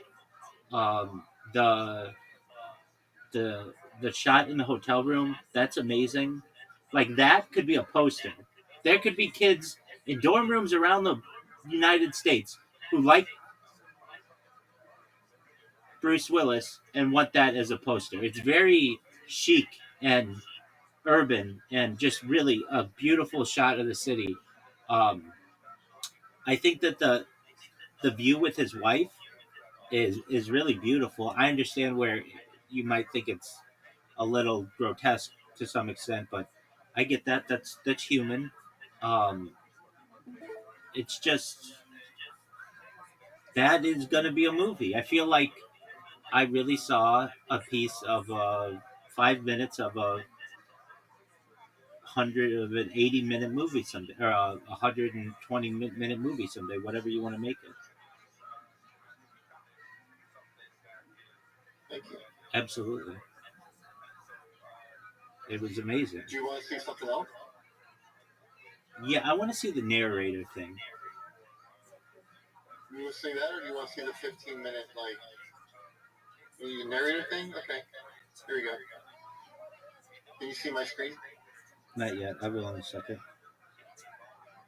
Yeah, this one's only 8 minutes long. All right, I'm ready.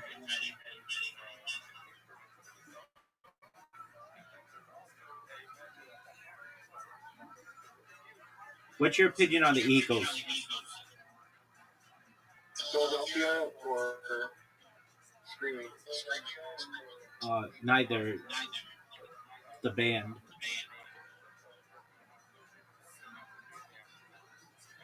Um, they're on my only good during Rob Zombie movies list.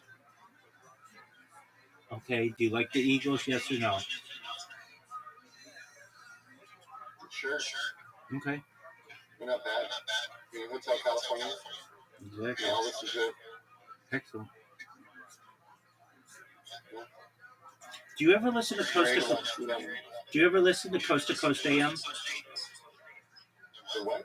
Yeah, interesting. Do you ever listen to Coast Coast State? AM? No. Okay. I know what it is. I've heard of it. It's I've never listened to one though. it's the largest overnight radio show in the Western Hemisphere.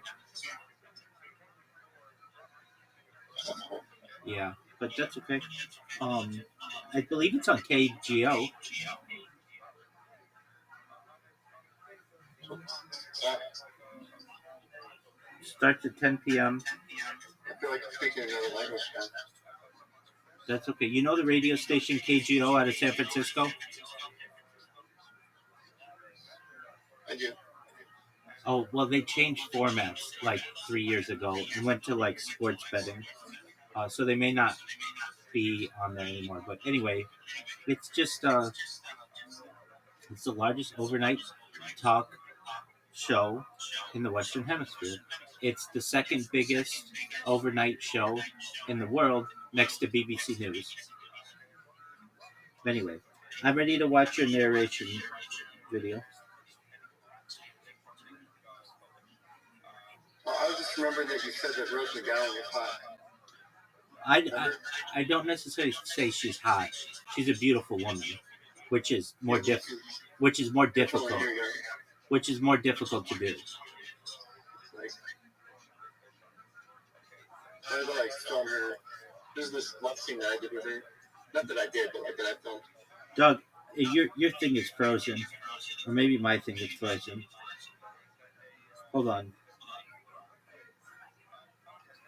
Oh, maybe it was my thing. Hold on. Okay, let's see it.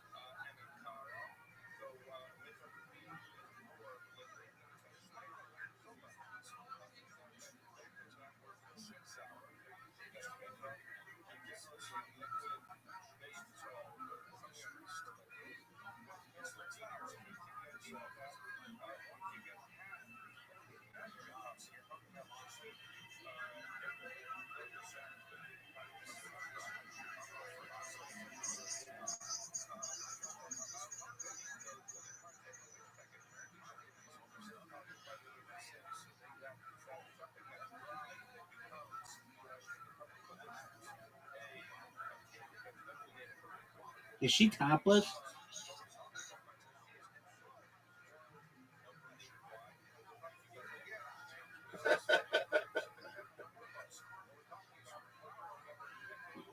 Was she topless?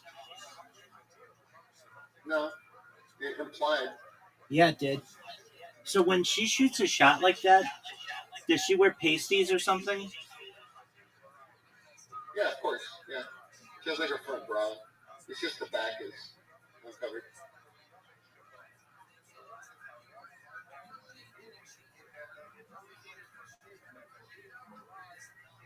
That's baller. Did you have one of those? What do you call it? Intimacy third parties, or this was before that time?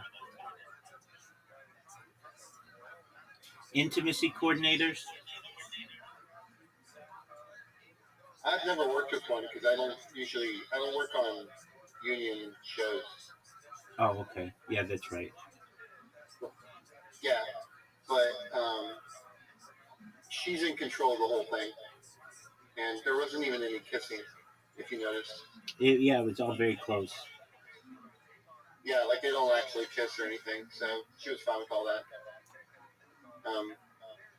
Yeah, she looks beautiful in the movie. She's a beautiful woman. Yeah, I just wanted to show you that one scene. I'll show you the film at some point. We could like sit down and watch it. It's like an hour long. But here's that narration if you want to watch it still, and then I'm gonna go to bed. Yep. Here you go. It's like 8 minutes long.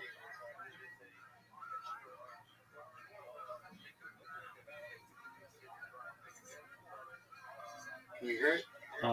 Does that say Telltale Heart? Yeah.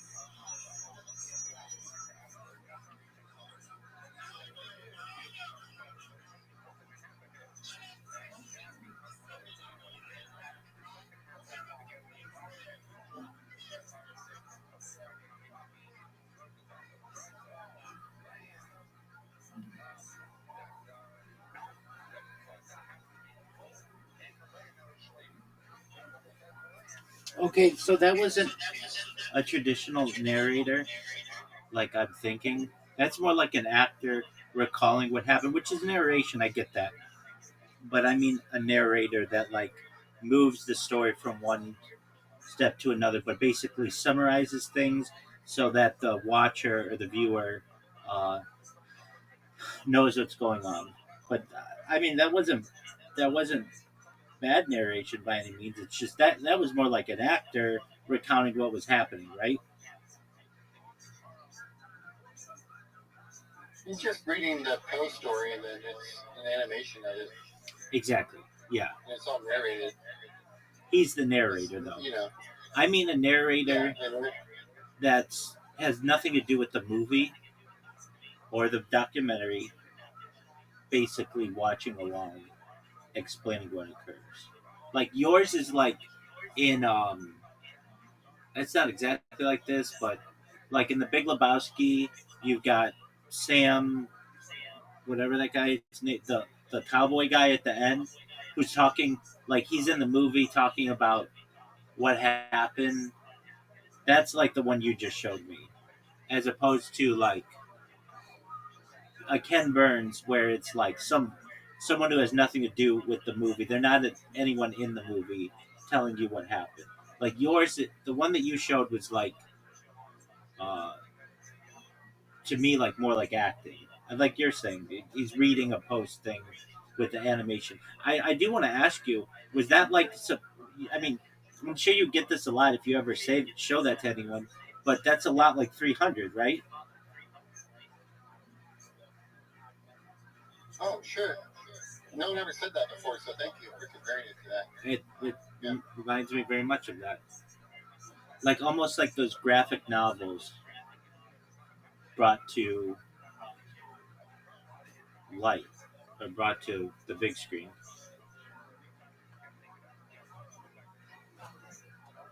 Um, can you see the screen? Um,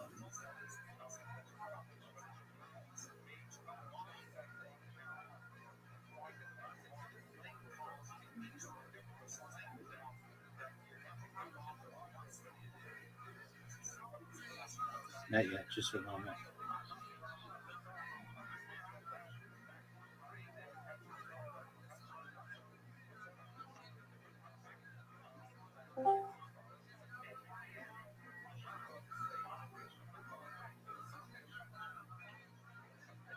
You see, so. Um, now I can.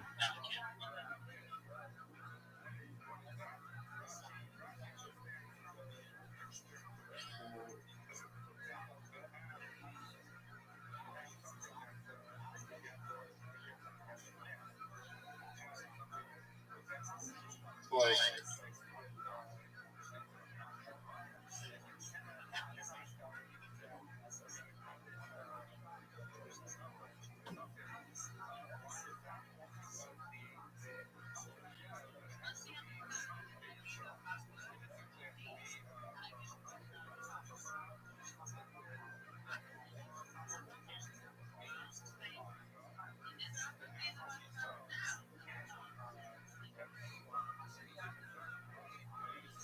Okay, so that was the woman giving narration on that scene, right?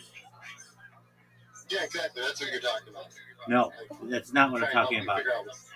I mean, that's a narrator, yes, but that's an actor who has a role in the movie who's talking about what happened. That's narration, but I'm talking about someone who isn't in the movie who talks about what's happening, which is different. You don't really see in movies that much.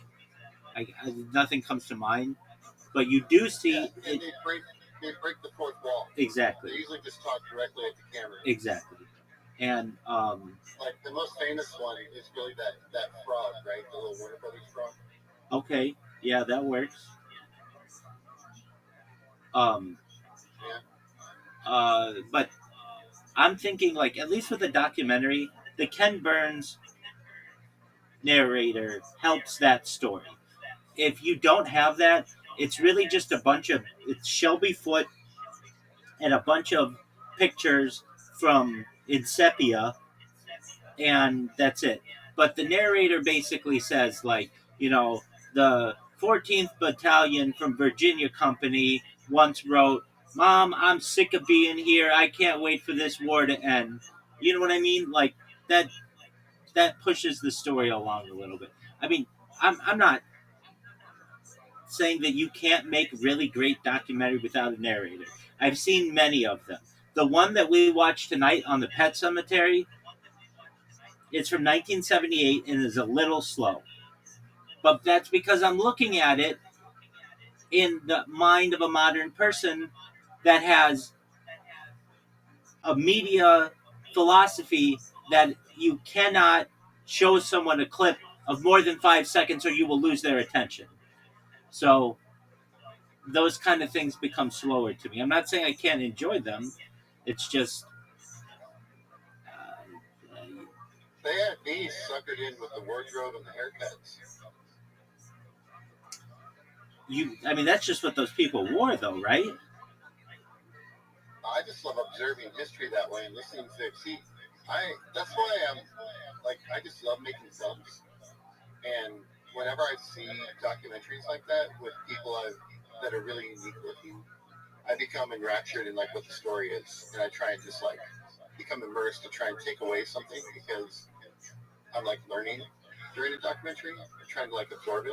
But I'm also looking at it from that documentary standpoint, like from the comedy angle. So internally, I'm kind of laughing the whole time. We watched It's funny. we watched a documentary last week that was from 1994, something like that. No narrator, and I really enjoyed it more. Though I think a narrator could have helped that one too. Um, it it makes sure that if you're not paying super close attention, that everybody remains on the same page, and that to me helps. And I'm not gonna lie, I'm on another cell phone doing other things, watching this other one on my chest. So, but the people in there, and I'm also watching on like a really small phone. It's not ideal, and I have the sound turned down to some extent, which isn't ideal because I don't want to get a copyright strike. With that being said, what did still come through to me were the was the love of people and their animals, and it made me connect to animals even more than I already have, and this person's story and what they went through to create a resting place for animals, which is really beautiful. Another thing that a quote that sticks out in the Pet Cemetery was something like they were talking about the first man. He was like a doctor. It wasn't the first guy to climb Mount Everest. That's Tenjin. Uh, Tenjin. Can't think of his name right now. Tenjin and Edmund Hillary, but Tenjin Norgay and Edmund Hillary. But and then before then, maybe Irvine did it before then, but he died on the descent or something. But anyway, they talk about. I just like the quote that they use when they talk about climbing a mountain. Mountains don't grow, but people do. I like that.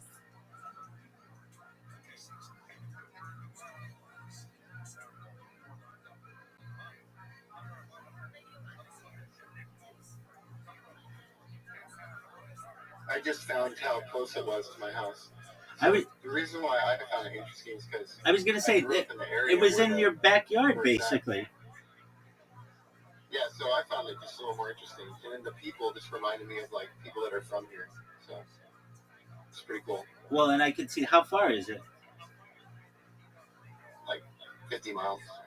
Yeah. Okay. I mean, so yeah, I get that.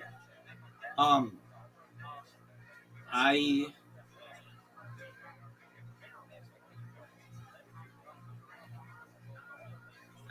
the thing that resonated most is how much people love their animals, and there isn't any denying that. And the idea of would the animals be led into heaven, and who's it, why wouldn't they be? And the idea of just this man who really loved his collie, who wanted to give the collie a proper burial place. That to me is really cool. And also a really moving part of that was when somebody else lost an animal and wanted that animal to be near the collie. I thought that was really sweet. Yeah, I'd be interested to see what like veganism and old Native American diets are like. Well, they ate meat more than just about anybody. They lived their whole life finding meat. Not all of them. Some just eat crickets and acorns. That's not veganism. I know, it's close though. Crickets are like, you know, a lot different than other things. Yeah, I don't know if I'm gonna look this up. I don't think there were any vegans before. Well, I bet there were there any indigenous tribes that Well, were let's go. purely vegan? Not just you have to say bands. Because, you know, bands are different, but they're also native. What's the difference between a tribe and a band? You can look that up. I don't want to like speak for them, but I'll find it for you in a second.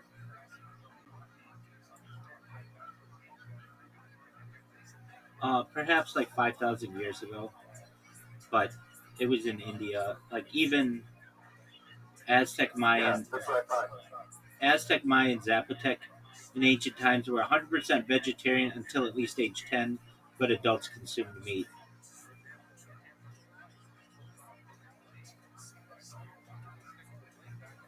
Okay. Okay, so what's the difference between I a got tribe it. of Indians and a band of Indians?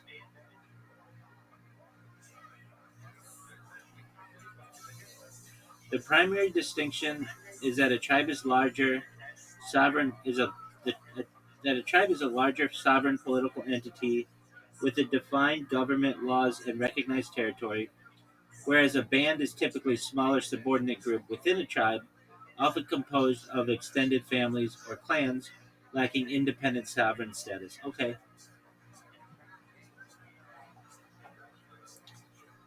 so a tribe generally has like some type of governmental recognition.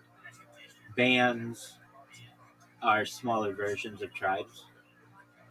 So why did you make the distinction?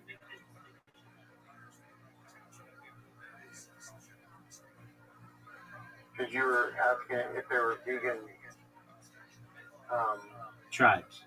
tribes, and I said to ask, I'll ask Brock if there's a band or tribe or tribe that was vegan That's what we asked. It in said, America. oh, there was one 5,000 years ago Maybe a tribe was in India. And perhaps there were bands, that's smaller. But generally, they all ate meat to some extent.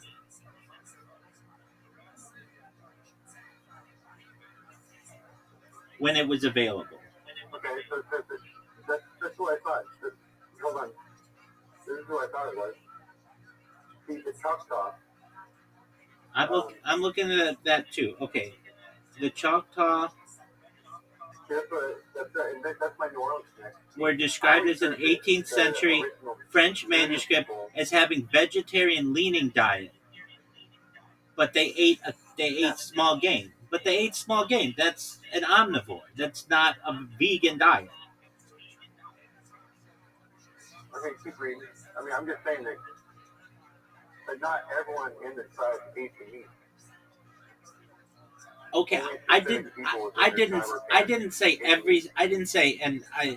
come on, I didn't say every single person on earth ate meat. I'm saying that most native tribes, indigenous tribes. Let me explain.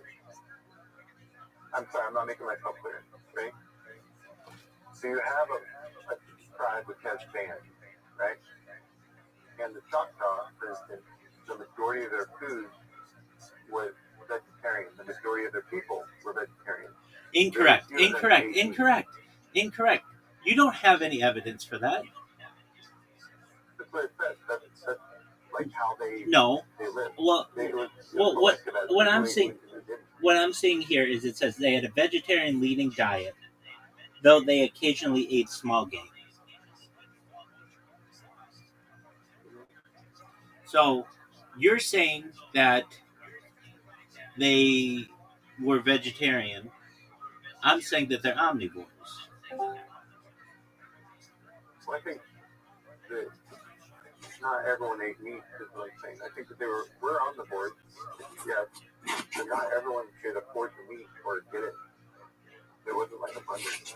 Right, and it was perhaps Riser. You got to mute yourself. Riser, dude. Riser, if you're not going to mute yourself, I'm going to mute you. Thank you. Um, yeah, but I mean, they were in like a survival mode as well, where they were dealing with the elements. They might not have had game in their area.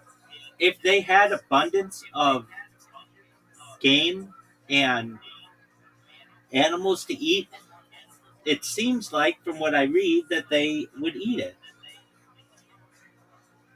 No, I think you're right there. I'm not saying that they didn't. I'm saying certain across America, certain places didn't have enough meat for their whole tribe, especially after the buffalo, and they had to all turn to veganism or those types of practices, and only certain people ate the meat because of the lack of it. Okay, so now we're getting into people who were vegetarian by choice and vegetarian by necessity. Absolutely. Okay, I'm in agreement with you there. So I think we can say all people are vegan if you don't give them meat. If they have no access to it, and they only have access to vegetarian items or vegan items, then all people are. But under abundance, it seems like the Choctaw people would eat small game when they could get it. Now, would every single person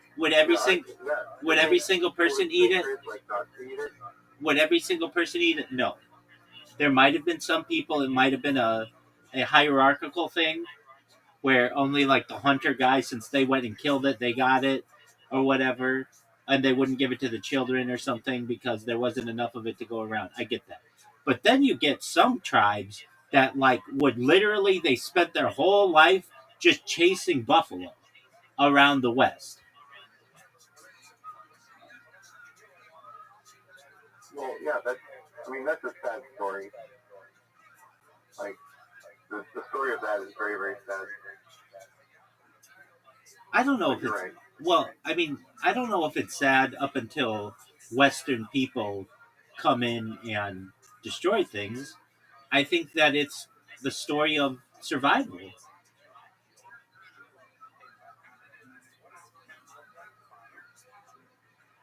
Yeah, but the buffalo lost, right? Look, the buffalo. There are more buffalo now in protected lands than I think there were ever. There's some kind of. Don't quote me on that. I've got to look this up. But are there more buffalo now than ever in protected lands? I remember it got down to 2,000 in Yellowstone alone or something. But yes, the number of bison in unprotected lands is higher now than in the past.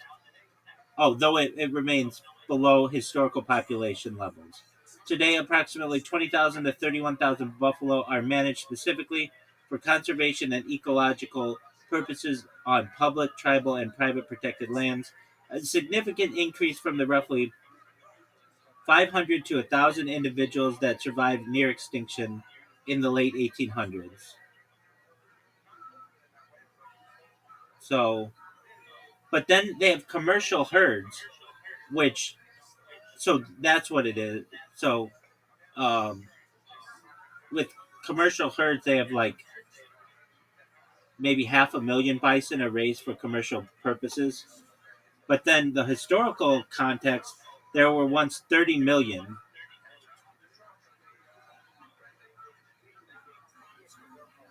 Um, okay, Yeah, what I read was it went from 45 million to less than 1,000 right. within 50 years, and that if you read into the eradication of the Native American plant, the buffalo is their food source and was the first step in the eradication of the Native Americans in that war. I agree. Yeah, no, that's a terrible thing. So that's what I meant by sad, Yes, kind of a gross like right. thing that they did. And there could be more today. Like that's great, but they're not being used as like a food source thing. I agree. And the idea of native indigenous people, I didn't think it was sad up until like the 19th century or so, whatever, before Western contact. Then it gets sad. But I thought you were saying it's sad that they would hunt buffalo. And I thought, it's not that sad. I mean, that's like how they lived their life. And they used every aspect of the animal. And they, No, but they didn't have to travel as far. Like when you said they spent their whole life doing it, that was later.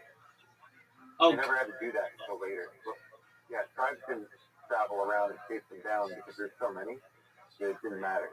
But it wasn't until that they got moved, like the Tucson got moved so many times in Dakota, that now they were just chasing the buffalo to try and find the last one. I get that. I get that. Okay.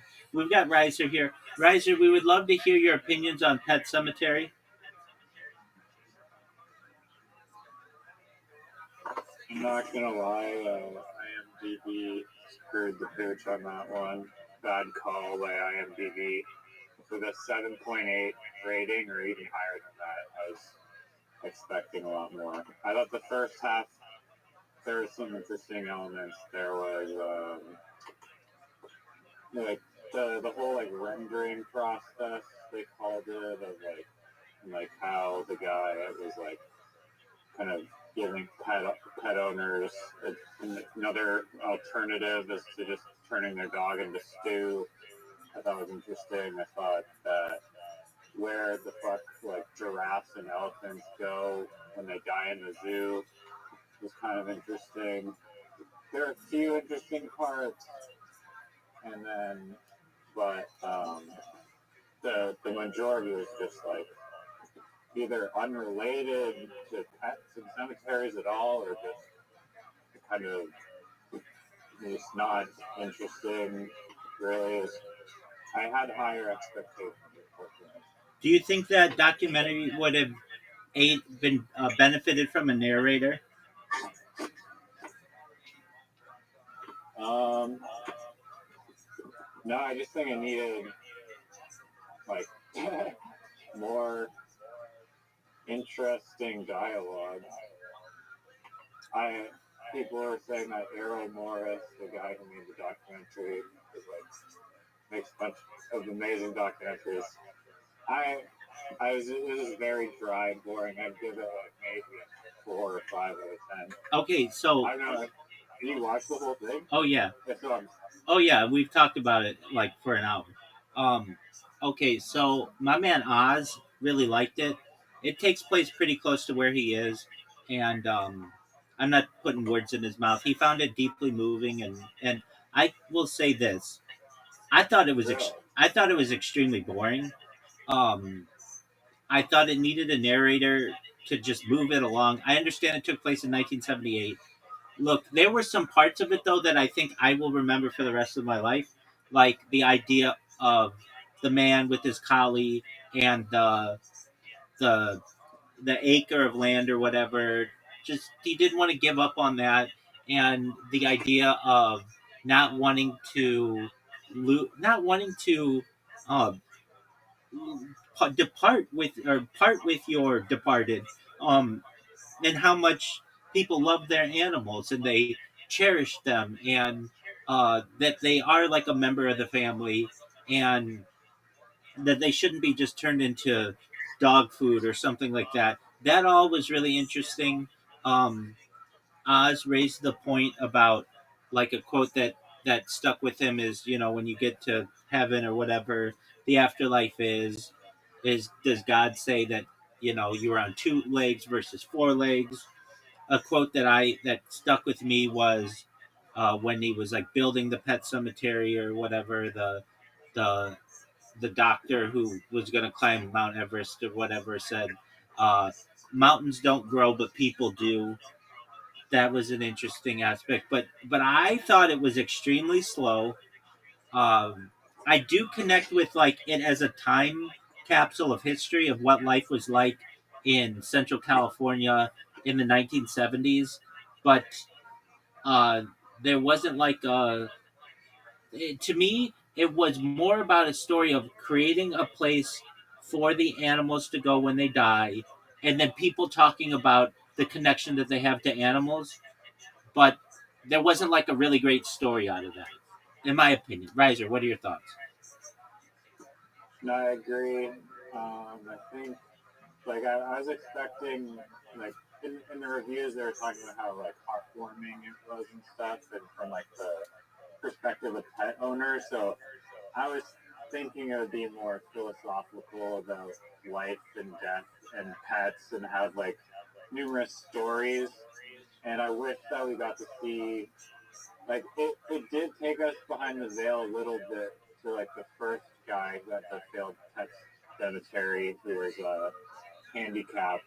That guy's perspective was kind of interesting, and I just like the documentary had so much potential because it's just something that you just don't, or at least I don't really think about ever as pet cemeteries. Um, I did the most another notable thing that I remember was the people that like just by mistake like left their cat in the dryer and then the cat broke its neck in the dryer. And died. That must have sucked. And then also like the interesting like kind of backlash that the cemetery got when they were going out of business or whatever, and they had to relocate a bunch of like 450 animals, and they had to dig it up, and it stunk. And I That thought that was kind of interesting. There were some good quotes and whatnot, and some good poems that they had around, but yeah, it just I was expecting a lot more, and especially from the side of the pet owners as well. And I thought it was going to be like more insights from and like holistic messaging from pet owners. why Unfortunately, there's only a few pet owners why that were talking. Um, why and are I you also found that the apologies? cadence of the guy who was at the pet cemetery who would like comfort people who recently lost their pets was just kind of a very like interesting cadence that you have to have like when you're dealing with people grieving like that. I found that kind of fascinating as well. It was boring. I hate to say it. Oh no, I agree with It that. just But I'm was. just trying to pick out the minor gems that there were Right. Well, in the sea of boringness. I will say it was boring, but nevertheless impactful. The connection with it really we Oz and I were talking. We've talked since then about narration and documentaries, and um, he showed me some of his artwork, which is really amazing. He's got movies with Bruce Willis that no one has seen. It's unreal, and like big actors that he's got an incredible dude. He's got some The such Republic? no. He's worked with Bruce Willis, and they just didn't put out a movie, but he's got all the footage. Dude, Wow. show Riser your Bruce Willis movie. It's 5 minutes. The movie's only 5 minutes long. Well, he's edited it to just be a short. But Oz, are you there? He's doing some. He's here. So where did this Oz guy come from? He's interesting, dude. He's very interesting. Land of Oz. How did you find out about me? One second. I can't really talk right now. Oh, okay. You go when you can talk or whatever. He found out about me somehow, and like I get a lot of people who come in here, but he was really interesting because he's a documentary, or he's a director. He's like a director who does, and he's got this really interesting life. He's got like a tree house that you can live in. He like lives in a tree, like a tree house in Central California, like just a very avant-garde person. He This is how he does business in LA.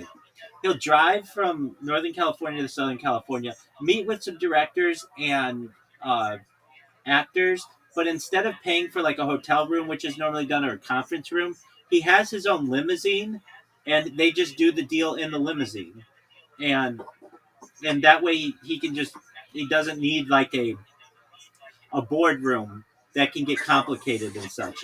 They just do the deal in the limousine. And he's worked, like he said, with Rose McGowan, if you know who that is, Bruce Willis, John Goodman, like just really interesting people. And his videos, He likes the Pet Cemetery one. he liked it. Yeah, he liked it a lot. But I understand why. These are like people in his backyard. These are like, it's like pretty close to him, and um, to me, it just didn't move very quickly. And why are you picking documentaries that have like a 7 IMDb and not ones that have like a 9 IMDb? IMDb is like very, very harsh in their ratings. Like a lot of, like anything above the 6 is like good on IMDb. Okay. So anything around an 8 is like really solid, or should be solid. I could be that. I mean, I was going through the Sundance Wikipedia documentary, like 1978. So it's not. There's probably just not a lot of reviews on the movie. People thought it was amazing, though, but I have to strongly disagree on that one. Yeah. So there is a website. Okay. Yeah, this is it. The best documentary website, and it's on a lot of things, is just top. The name of If you go, the name of Bubbling Wells Memorial Park or whatever is not a great name in my opinion for Pet Cemetery. yeah, I'm in agreement with you on that. There is. Oh, I remember. Is he still there? No, he's not. There is a documentary that I've seen that's really amazing. And for anybody watching, in a previous conversation I was having with him, I was trying to think of what it's called, and I dated this vegan girl who, she got me really into pets and animals and stuff. Food Inc. That, shout out to Allie and getting me into that. Anyway, that movie changed how I look at animals in the food industry. Anyway, Riser, go to. I mean, a lot of these documentaries are going to be um, controversial, but the best website for documentaries, go to topdocumentaryfilms.com, and you'll find, you could just sit there, and every single one of them is going to be really, really interesting. I'm not saying I agree with them all, but it's stuff you're not going to see on IMDb. Okay. I mean, there's a lot of ones on like war, and I try to find ones that are not like negative, too negative. I mean, the Pet Cemetery one is already pretty negative. It's all arguably can be positive too, but I would check out the website. Dog, it's amazing. Find some good ones. Yeah, like, you can also, here's what their front page is. Do your research and throw out suggestions for ones you want to watch. Here's, I do, and we never watch them. Here's the front page. Style Wars. When director Tony Silver and co-producer Henry Chalfant delivered the broadcast version of their prize-winning film to PBS in 1983, the world received its first full immersion in the phenomenon that had taken over New York. It's about New York style. Next is Secrets of the Stone Age. Next is That's Forgot. graffiti. It's a very renowned documentary about graffiti. Oh, it's on graffiti. Okay, well then. Oh, apologies. Graffiti. So then you should love this shit. Um, Forgotten Titan: The Sinking of the Britannic. Cast amidst the thunderous waves of World War One, Britannic Olympic-class liner, that's Titanic's big sister. Norway's infinite money glitch. Norway, a small Nordic nation renowned for its breathtaking landscapes and rich cultural heritage, has emerged as a model of sustainable prosperity. Earth's most wanted hacker.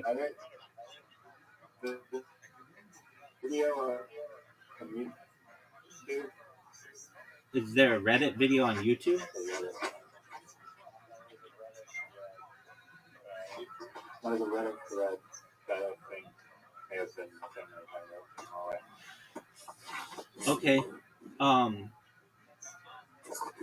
Yeah. So I'm not saying that IMDb isn't a good, but like you can rig IMDb's system.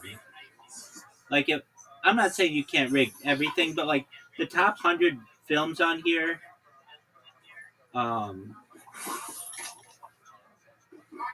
that would be just interesting to watch. The top highest rated documentaries on top documentary films. According to visitors, these are the most valuable works in our vast library of nonfiction films. And I'm going to look and see if I've seen any of them. Yeah, some of them are amazing.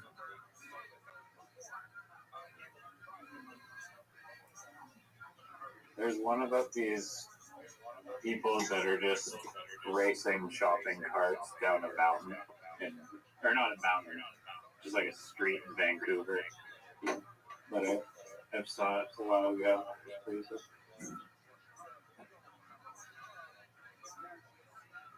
Dog, I think I'm going to watch. Dude, let's watch one right now. I'm going to sleep right now. Dude, F that shit. Or else I would, but tomorrow I really want to watch the roller rink one. All right. Why that? Why do you like those ones, if I may ask? What do you mean those ones? Is it roller rink? Is it about roller derby? Yeah, it's about a roller rink in Brooklyn in the 80s. I've seen that one. Yeah, okay. Is it about women's roller derby? No, it's not roller derby. It's just a roller rink where you skate around. Apologies. Okay, I haven't seen that one, to my knowledge. There's a roller derby documentary? Oh, there are a bunch of them. But the one that sticks out in my mind is a women's roller derby. And women's roller derby used to be on television. It used to be like on like NBC or like really big, and it was really big on ESPN at one time. It used to be like a serious sport in the United States, but just too many injuries occurred, and they stopped doing it. I shouldn't say they stopped doing it, but yeah, I've seen reruns of it. Super entertaining. Yeah, one time I what was his name? Why? Anyway, one time I met an entire team of roller derby women, and I just like was able to learn um, about that world a little bit, and they become like very just like any team, like very united. And there's something to that. I think though roller derby is like especially like that because you a lot of times will like grab the other woman or other man or whatever and fling them forward, and so there's like this bond that you create, and I just think it's interesting. All right, well, I think it still exists in some parts of the U.S. Oh yeah. No, it does. That's what I'm saying. I met a roller derby team that they told me what they did, and they were like, I mean, it could have. They were just like really cool individuals. It seems like a really dangerous sport, though. Okay, Well, you go do your Yeah, thing. I mean speed and concussion, but yeah, I'll talk to you later. All right. Thanks for watching that. Absolutely. Shout out to Mama Riser. Say hello for me, please. Yeah, that documentary was worse than, or on par with Zoot's comedy. If Zoot's comedy was a documentary. He is perhaps one of the forefront people who may be considered the James Dean of comedy of our time. Hands down, yeah. Hey, you didn't. Hey, but I will say this: for as much shit as I give Zoot, and as mean to me as he can be, and as much shit as I give him, he did contact that guy and try to get me on the podcast. But the guy said he only does podcasts in person, and nothing against me. He's tried it with other people, and um, he runs into technical issues, and I get that. That's the biggest hurdle in podcasting today, virtually. It's why Joe Rogan doesn't like to do it. He wants to do in person. You don't get to connect with the person as well. So, okay, well, very well. I'm gonna watch this one, and I'll tell you how it goes. It's the number one ranked documentary on that website. It's called Square One, and it's about the Michael Jackson trial. And I love alternatives. There's something weird. Say that. I'll watch that one. Let's watch it now. It's the number one ranked documentary. I'm going to sleep. Dog, come on. How about you just put it on and fall asleep to it? I can't do that. But that's okay. If you want to watch it, go for it. I'm gonna watch it and then I'll tell you if it's good. And I have no problem if I ever watch a documentary and I like it, I'll watch it 10 times in a row. So I'll let you know if it's good. Okay. But this is the number one ranked documentary, and I've always thought something was weird about that story, and we'll find out. All right, take care, man. Sounds good. Peace.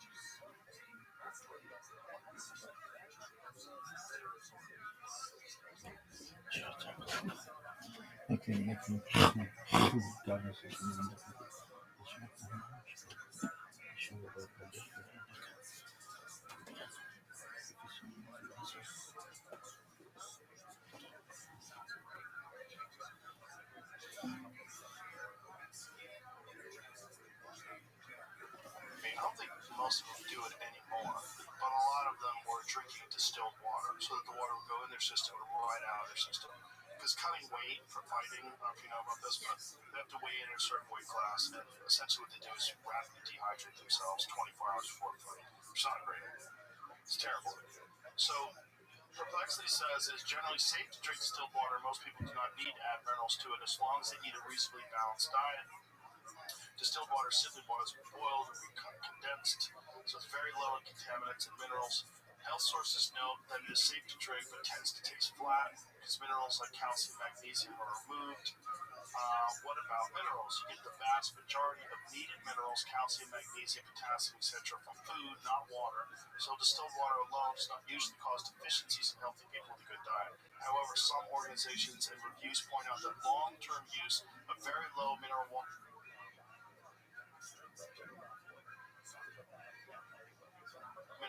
may slightly reduce mineral intake, and in specific groups, children, heavy exercisers, there we go, people with certain illnesses could contribute to electrolyte imbalance if diet is poor.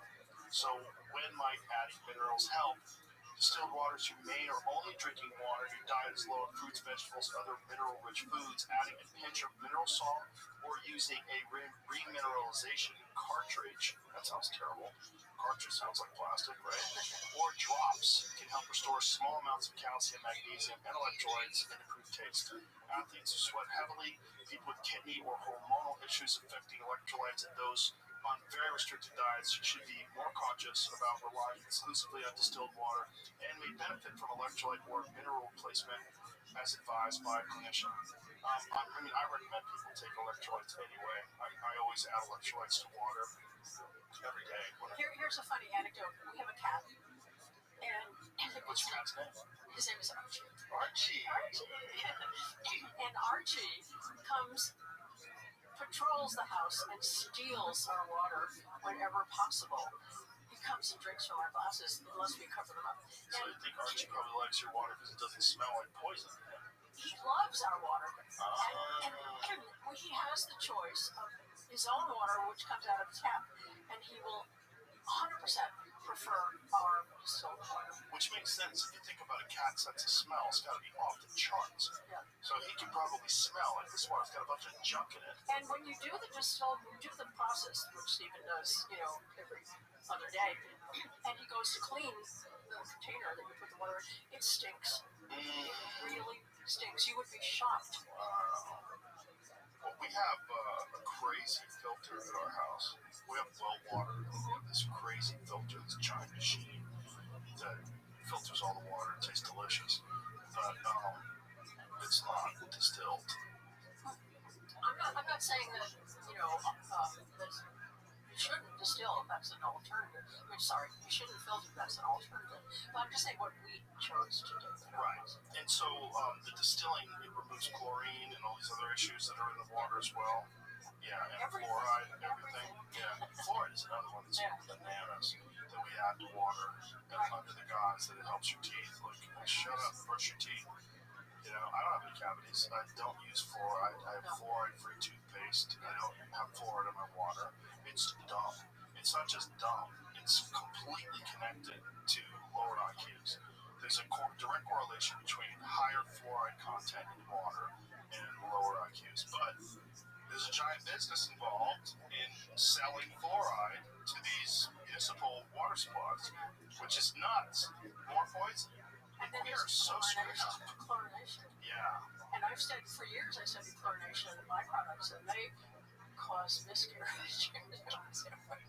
So it's got to be terrible for people that swim a lot in public pools, right? Yeah. Because then it's being absorbed by your skin. I don't know how much exposure you get in the relatively short time you're swimming. I don't know. Yeah. Let's find out. Put that into perplexity. How much of an issue is chlorine exposure in swimming pools? Let's find out. We don't know. We're learning so much. There's a little science. Like that. I think the question's going to get tossed around because it could go multiple ways. Is there too much chlorine? Like, what are you thinking? Right. Okay. Let's say, is chlorine exposure in swimming pools a health concern? Yeah, that's good. Okay. Let's try that. I bet it is. I mean, it only makes sense. I would like to study someone like Michael Phelps, someone who spent Spent his life thousands of hours in a pool, whether or not it's affected his body in any way, whether or not there's measurable chlorine levels in his urine or what have you. Chlorine in properly maintained pools is generally considered safe, but it can cause irritation of eyes, skin, and airways. Well, that can't be good. And heavily frequent exposure, especially indoors, can contribute to respiratory problems in some people. What chlorine does in pools, it kills germs like bacteria and viruses in pools, and is key for preventing infections and diarrhea illnesses from contaminated water. Public health guidance typically recommends free chlorine about 1 to 4 parts per million, with pH 7.0 to 7.8 within this range. Disinfection is effective and side effects are usually mild. Common short-term effects, irritation of eyes, nose, throat, skin, common when levels are high. When chloramines build up, especially in indoor pools. Chloramines form when chlorine reacts with sweat, urine, and other organic matter, can become airborne and irritate the respiratory tract, causing coughing, wheezing, or tight chest in some swimmers and staff. Long-term, regular heavy exposure in indoors, poorly ventilated pools has been linked to increased respiratory symptoms. Some studies suggest increased asthma risk. Okay, put this in as a follow-up question. Is exposure to chlorine through the skin responsible for any health issues? Let's just through the skin, see if there's any study on that. Chlorine getting into the body through the intact skin from pool water does not appear to cause systemic whole body health problems in otherwise healthy people. Its effects are almost entirely local to the skin itself. With skin exposure, it actually does. Chlorine is an irritant that strips the natural skin oils and disrupts the outer barrier, leading to dryness, tightness, itching. So, put this in. What exposure does chlorine have to healthy skin flora? Because healthy skin flora, I do jujitsu, and one of the things that happens with jujitsu is you get a lot of skin diseases. Like people get ringworm, staph infections. Well, you're getting scratched up a lot. You're rolling around on the mats, and if the mats are dirty, and if there's exposure to it, you can have a problem. And then one of the problems that people have is to treat that, they use antibacterial skin soap. So what that does is it strips the skin of all the healthy flora, which actually protects you. The counter to that, I always bring this up, I have no affiliation with this product, but it's an excellent product. It's called Defense Soap. Defense Soap is my friend Guy Sacco. He invented it. He's a wrestling coach, and it was a solution using healthy things like tea tree oil, eucalyptus in the soap that kills the bad bacteria but does nothing to the healthy flora. That's great. Yes. So that's the only soap that I use. Chlorinated pool water does disturb normal skin flora temporarily, but in healthy people, the microbiome usually recovers within hours to a day or so after swimming. So that's a problem if you swim every day.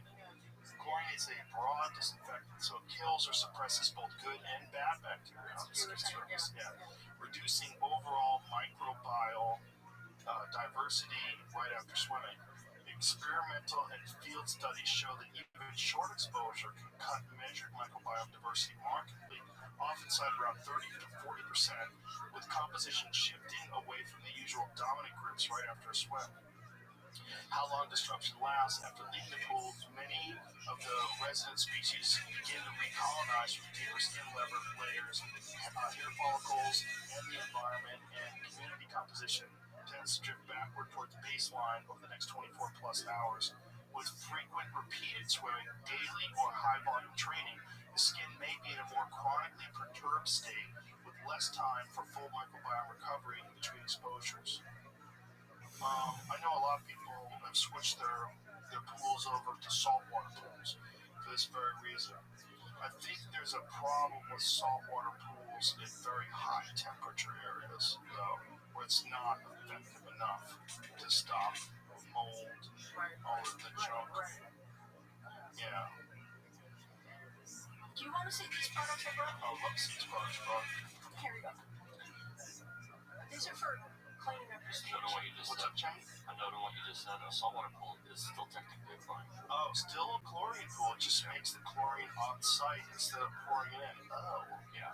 Salt systems are pool is ordinary salt, sodium chloride dissolved in the water, usually around 2,700 to 3,400 parts per million, which is about 1/10 the salinity of the ocean, and close to body fluid levels. The water passes through an electrically charged salt cell, which uses electrolysis to convert some of that salt into active chlorine, mainly hypochlorous acid and sodium hypochlorite, that sanitizes the pool. After chlorine does its job, it ends up back as chloride, and the cycle repeats, so you keep generating chlorine as long as the system runs and there's enough salt. What's different from your standard chlorine pool, you still have free chlorine in the water at typical pool levels, about 1.4 parts per million. The difference is the source, salt generated versus liquid tablet chlorine, not the sanitizer itself. Most people find salt pools a bit gentler, the water feels softer, and continuous low-level generation can mean fewer chloramines, less smell and irritation if the system is sized and maintained correctly. Interesting. Okay, so it's still chlorine, so it still probably disturbs your microbiome, which sucks. This episode is brought to you by Intuit TurboTax. April 15th is coming fast. There's been so many tax law changes this year, which means you're going to need an expert who has your back. You're in luck. TurboTax now has in-person locations nationwide. Walk into their tech-enabled stores and meet face-to-face with a TurboTax full-service expert who will get your best outcome. Your expert works to get you every dollar you deserve while updating you as you go about your day. Head to TurboTax.com to find a store near you. See, choking it? Should be over. No, it's not. It's tight. What we got? A lot of stuff. So, in the movie, you'll see that I came to the homes of the participants with a big box that's about this big. So this is obviously a very small part of that. Yeah, this is just part So of the these kitchen. are bags that are safe. Oven, freezer, equipped. It's called zip top. So they're silicone. They're made of silicone. Okay. Yeah. So silicone's okay. Silicone, there is food grade silicone. Okay. And that is, Like spatulas. yeah. And food grade silicone is free of phthalates and bisphenols, so Okay. you can use that. So this is a lot thicker.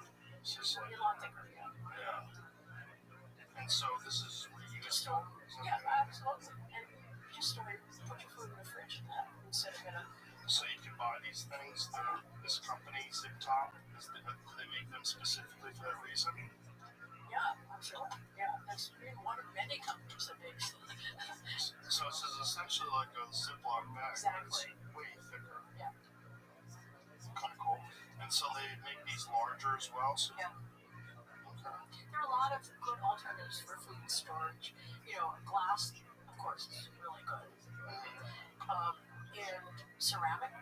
It seems so much better too because it's not creating as much plastic waste because it's reusable. Right. Now, do you just run this through a dishwasher? Yeah. And what about dishwashing solvents and detergents and stuff like that? Yeah. The pods are probably not great. Oh, right, of course, right? Damn pods. Pods, tea bags, coffee pods. Remember when kids were eating Tide Pods? It's like nature's trying to get rid of some of the dummies. Okay. So this company. I think there's two of those in there. Yeah. These are just little examples, Let's give this company a shout out. It's called Zip Top. And I guess they make all sizes. This is like sandwich size. Yeah. This is, I guess, a snack size. And they make them larger too. Yeah, and they seal well. That's another question that I had about sous vide. There's a lot of people that cook their food in these sous vide machines. Really? That's very common. Yeah. I thought it was kind of high, kind of. In restaurants and stuff. Yeah. Well, I mean, I know there's consumer versions of it, and I know a lot of my friends use it. Yeah, they use it for wild game in particular because you can slow cook. So one of the things about wild game, it has very low fat content, and a lot of people find that it's more tender if you slowly cook. So let's say if you like medium rare is like what's medium rare, 135 degrees, I think. So what you would do is you would take this piece of meat and you would seal it up in a vacuum sealed container, and you dunk it in this sous vide machine, and it keeps the water at 135 degrees. You cook it for several hours at 135, and then you sear the outside of it. Nice, yeah. And so a lot of people like that. It's really good for breaking down some of the harder stuff, like the fascia, the Gristle, yeah. So is that stuff leaking chemicals into your food? Has to be, right? Why? Well, because it's in plastic. You're getting these vacuum sealed plastic bags that the food goes in. And have you seen how sous vide works? Yes. Have you seen how these sous vide things No, work? that's bad. That just sounds just as bad as microwaving plastic. Right. So what you do with sous vide is you season the food, and a lot of times you'll add like olive oil and things like that to the outside of it. You couldn't make it out of silicone? I would imagine you could, right? I don't know. Let's find that out. Has anybody made silicone-based sous vide bags? And do these sous vide bags leach chemicals. Some discussion on Reddit about this, but they didn't really have any answer. Like they're asking if the temperatures might not be high enough. I don't know. Yeah, what are the temperatures that you need that start these chemicals leaching into from the plastics into the water? Because a lot of times they say don't leave a bottle of water in your car. That's right. Because your car can get really hot. Yeah. So how hot does your car get? It doesn't get that hot. It doesn't get like cooking hot. So it's like, what is? But if the sous vide bags don't have plastic substances in them, like if they're made of silicone, food-based, what is it? Food-grade silicone. Yeah, it's similar, right? So it says we use vacuum sealed bags. I'm really going through them right now. Even our early sous vide, I tried silicone reusable and I wasn't happy. I don't really recall why. I think it was hard to get stuff in without a mess. Okay, that doesn't make any sense. Just deal with the mess. We made a switch to vacuum bags. I love it, but oof, we use a lot of bags. Okay. Put this in perplexity, please. Do sous vide bags leach endocrine disrupting chemicals into your food when you cook with them? Let's try that. So, we're learning things. Does it have to be vacuum sealed? Yes. Regular water. Yeah, you don't want water leaking in. The one I have a machine, like, and I use this vacuum seal machine. Like, so if I get wild game and then I cut it up into pieces, and then I seal it in these vacuum sealed bags to freeze it. Silicone-based sous vide bags are generally considered safe for food use and do not significantly leach. Significantly is a weird word. Leach harmful chemicals under typical cooking conditions. High-quality food-grade silicone is inert, BPA-free. Right. This is silicone, though. Food-grade silicone shows minimal chemical migration, such as siloxanes, especially compared to plastics and release microplastics like BPA. This is a silicone, though. What is it? What was the question you asked? How did you rephrase it? Well, you were Okay, asking you write silicone-based sous vide bags. Just like not silicone-based, just like plastic sous vide bags. Well, you know they're going to leach. Let's find out. Regular plastic sous vide bags. We'll see what it says. Right. But I want to make sure that it's vacuum sealed sous vide bags. It should know that we're talking about sous vide bags here.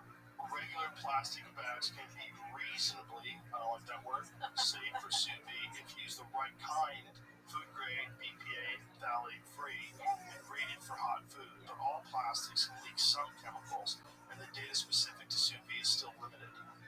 What regular bags are safe? Look for bags made with polyethylene and or polypropylene that are labeled food grade and microwave safe. Is there a plastic that's microwave safe? Though, is that real? These are considered safe with food up to around 190 to 195 Fahrenheit. Most brand zipper bags, Ziploc Glad, are polyethylene, BPA, and dioxin free and are commonly used for sous vide at typical temperatures below 176. Purpose-made vacuum seal or boil-in sous vide pouches, that's what I use, are specifically certified as food grade for cooking and are the safest plastic option if you want disposable. So it seems like it's reasonably safe to do that.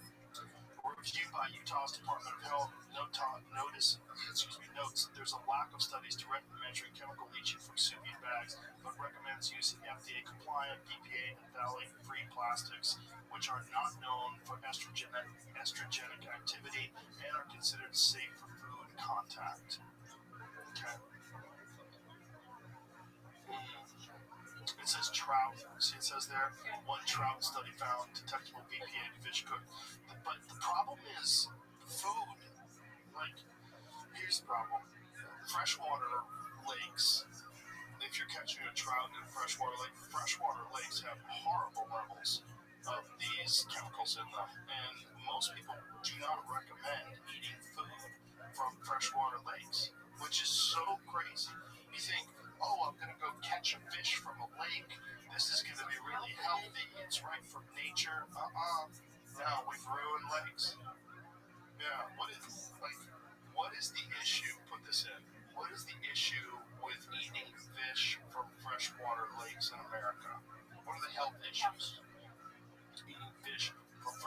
lakes in America. We've looked this up before. It's kind of stunning how much chemicals you get from a single fish that you would catch. So if you catch a trout from, a regular lake, you go to a lake, looks clean. I can see the bottom. Everything's fine. No, it's bad for you. In fact, I know a guy who is friends with someone who does a lot of fishing tournaments. So he goes to these fishing tournaments, catches a lot of fish, and eats a lot of fish, obviously. And he got horribly sick because of heavy metal poisoning. Terrible. Crazy. You think you're eating fresh fish that you caught yourself. It's gotta be good, And right? it's got to be bad for the fish. Eating U.S. freshwater fish can expose you to chemical contaminants like mercury and PFAS, and if eaten undercooked or raw, parasites and some bacteria. Most people can still eat freshwater fish safely if they follow local advisories and avoid high-risk groups, pregnant people, young children eating too much. Main chemical risks: mercury, methylmercury. Nearly all wild fish contain some mercury, but levels of many U.S. freshwater fish can be high enough to harm a fetus or a young child's developing brain and nervous system if eaten often. That's crazy. PFAS, forever chemicals. Many U.S. freshwater fish have measurable PFAS, and in some studies show widespread PFAS plus mercury in fish tissue at levels that pose health risks for frequent consumers. PFAS exposures are linked to changes in liver, kidney function, cholesterol, immune response, pregnancy complications, and increased risk of certain cancers. I don't know why they haven't mentioned immune response. Oh, they do say immune response, yes. Yeah, immune response. Yeah, this guy in Denmark studied people on the Faroe Islands, which they all eat fish. They catch them, Faroe Islands, and they catch them there. And so he looked at the levels of PFAS, and then he looked at their antibody response to vaccination. Down. And so think of what that means in, like this time of COVID or whatever. I want to do an intervention where we take kids who are getting PFAS-free school uniforms. Remember I told you PFAS was in school uniforms? And then when they come in at age 6 for their first, grade, they will have just had their booster, so then we can get their blood and see if the booster, antibody levels were lower in the kids that had the PFAS uniforms versus the clean uniforms. Booster for which vaccines? Mumps, pertussis, MMP. Okay. Yeah. And so it's a lower response if your body's been exposed to these chemicals. So you would imagine even if you're not, you just lower response period to all immune function based on this. Right. What's these things? Loofah mitts? Oh, you can use them to scrub your sink and or your face. Use them in the shower. Yeah, or in the shower. You should use those for your but the sponges that most people use have a lot of chemicals in them. Of course. Makes sense. So these are better. Yeah, they're plastic sponges. And you get them in hot water and you scrub and things. And some of the stuff probably gets in your plates and your food and your Yeah, so that's good. What else we got here? Bees wrap. That's really nice stuff. What is this stuff? Actually, you can treat this is some kind of paper that's been treated with beeswax, so nothing dirty there. And take it out, you'll see how nice it is. I love this stuff. That's a lot of it. Because it seals on wax. That's the wax. Yeah. Okay, so you use that to wrap your food with. Yeah. And it seals on itself, and you just rinse it out afterwards. So you don't have to use saran wrap and all these. It does seal on itself. Nice. It seems like a form fits around things. You can put it on an egg or a tomato or anything. Well, my friend Philip, I guarantee he eats a lot of sushi. He runs a sushi place, and if you ever go to a sushi place, all the fish is wrapped in plastic. Yeah. They're always wrapped in plastic, and they cut it open, and so it's exposure to all this stuff. You should use this stuff. Yeah. Probably has the same level of sealing as plastic Might be more does. expensive. Yeah. What's your health worth? Right. But it's also reusable, which Oh, plastic absolutely. isn't. Just wash it. Yeah. That's the thing. It's probably economical in the long run because plastic wrap you don't reuse unless you're a And psycho. it gets all over the world. Right, everywhere. I you've seen the Pacific Garbage Patch, which is crazy, right? These are bags, and these bags are called Wowie, WOWE. Right, and what is this? It's another food storage, choice option. Paper, or no, it's Cloth. Clean cloth. and she used this. Like for bread, it's really good. Bread, cookies, stuff like that. Yeah, we use it. And so, is this all these different products listed on your website so people can? They're listed on the Million Marker. There's a card there to scan the QR code and you can code that. And but it would be nice if it was like one. So if you scan the QR code, is there a one-stop shop? Like people listening to this right now, can we send them to a website? Yeah. What website would that be? I can't remember. Look at the card. This one, tips for detox journey. So this is the QR. Somebody's scanning this right now. It'll tell them to take me there. Swirl. I'm not ready. Okay, it says the website is millionmarker.com. Chemical glossary. So this is the chemical glossary that's on this card, but it doesn't. Not the products, right? It doesn't say the products. It says partners. So there's products on that other website I told you, on Plastic Your Life. On plasticyourlife.com. So that's a place where people can go and see these products. And then, so there's 3 steps. On plasticyourlife.com, Action Hub, protect yourself. And then it can tell you how to protect yourself against various things in different rooms. They have different rooms. What is this one, Jamie? This one says. This is the same website. I just already went to that. Oh, so when you go to unplasticyourlife.com, it takes you to OSB Society. Got it. And then go to the Action Hub, protect your family, and then all the products listed down there. Okay, yeah, there it is. Okay, single use. Okay, non-plastic bags, steel cookware. Got it. Replace the plastic cutting boards with wood. So I think some people use titanium, which is fine too, right? And then what about that? What's about that? Steel single-use drinking water containers. Never use plastics to store your food in. Never eat plastics. Holy. Save your skin by selecting personal care products with natural ingredients, such as glass or tin packaging. Oh boy. So disturbing. Yeah. By the way, we can talk about smell. Smell. But everything that's fragrance smells. Of course. And, you think you're doing good and you hang that little tiny car. Not good? Not good. and you plug in things in the wall that are supposed to clean up your air and, refresh your air and so on. Not good. There's ones that are in cars now, like certain cars. I think Mercedes has one where you refill it, and it actually will spray air freshener through the vents.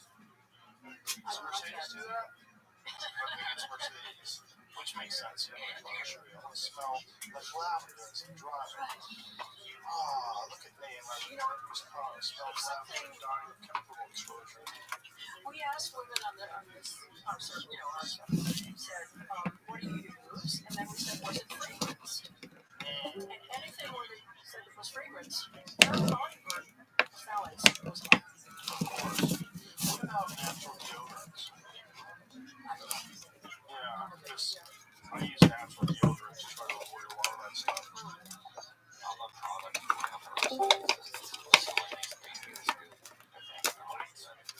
What? It says miscellaneous dangerous goods. Other dangerous substances. The interior of the vehicle will be fragrance. It says it right there. This is under Mercedes, under their smell. Aroma system, Pacific mood. Ooh, I want a Pacific mood. I'm living on the coast. I'm fabulous. It says miscellaneous dangerous goods or other dangerous substances. That's crazy. it's labeled that way. The interior of the vehicle can be fragranced to suit your own individual preference with the air balance package. Flacon Pacific Mood lemon and orange top notes accompanied by a blend of spices. But meanwhile, it's probably not good for you. So what is it now? They're engineered specifically, does it say what?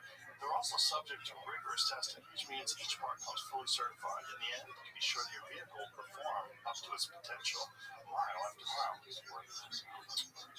Whoa. Can you say that word, Doctor? Give good ten Zeichen. Yes, that means it's good. Why not? Other dangerous, they're calling it dangerous? That sounds really crazy. Miscellaneous dangerous. They're like hazard warnings. This is crazy. Like, why would they say Put it on the that? website, yeah. And then you're spraying it and you breathe it. It could be very well like with those California rules and they say like this building has got dangerous chemicals that could cause cancer in people and it has to be. This is a Right. It's just weird that that's in the actual stuff that you breathe in and smell. Yeah, I've heard another thing that's really bad for you is incense. probably varies, but what's in it? I wouldn't blanket all insects. I haven't studied that. Well, let's put that in complexity. Because I know candles are bad for you. Scented candles in particular. Scented, right? Yes, there's the aroma again. See, one of the things that phthalates do is they cause something to hold scent, retain scent. So they're put into perfume, and they're put into makeup, and they're put into, the things you put on your wall.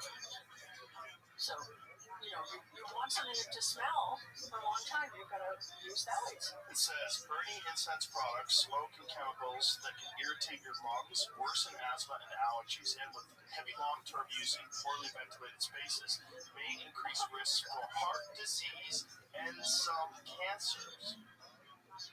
You think incense, you go over someone's house, they do yoga, they eat vegan, they burn incense, they must be healthy. Right.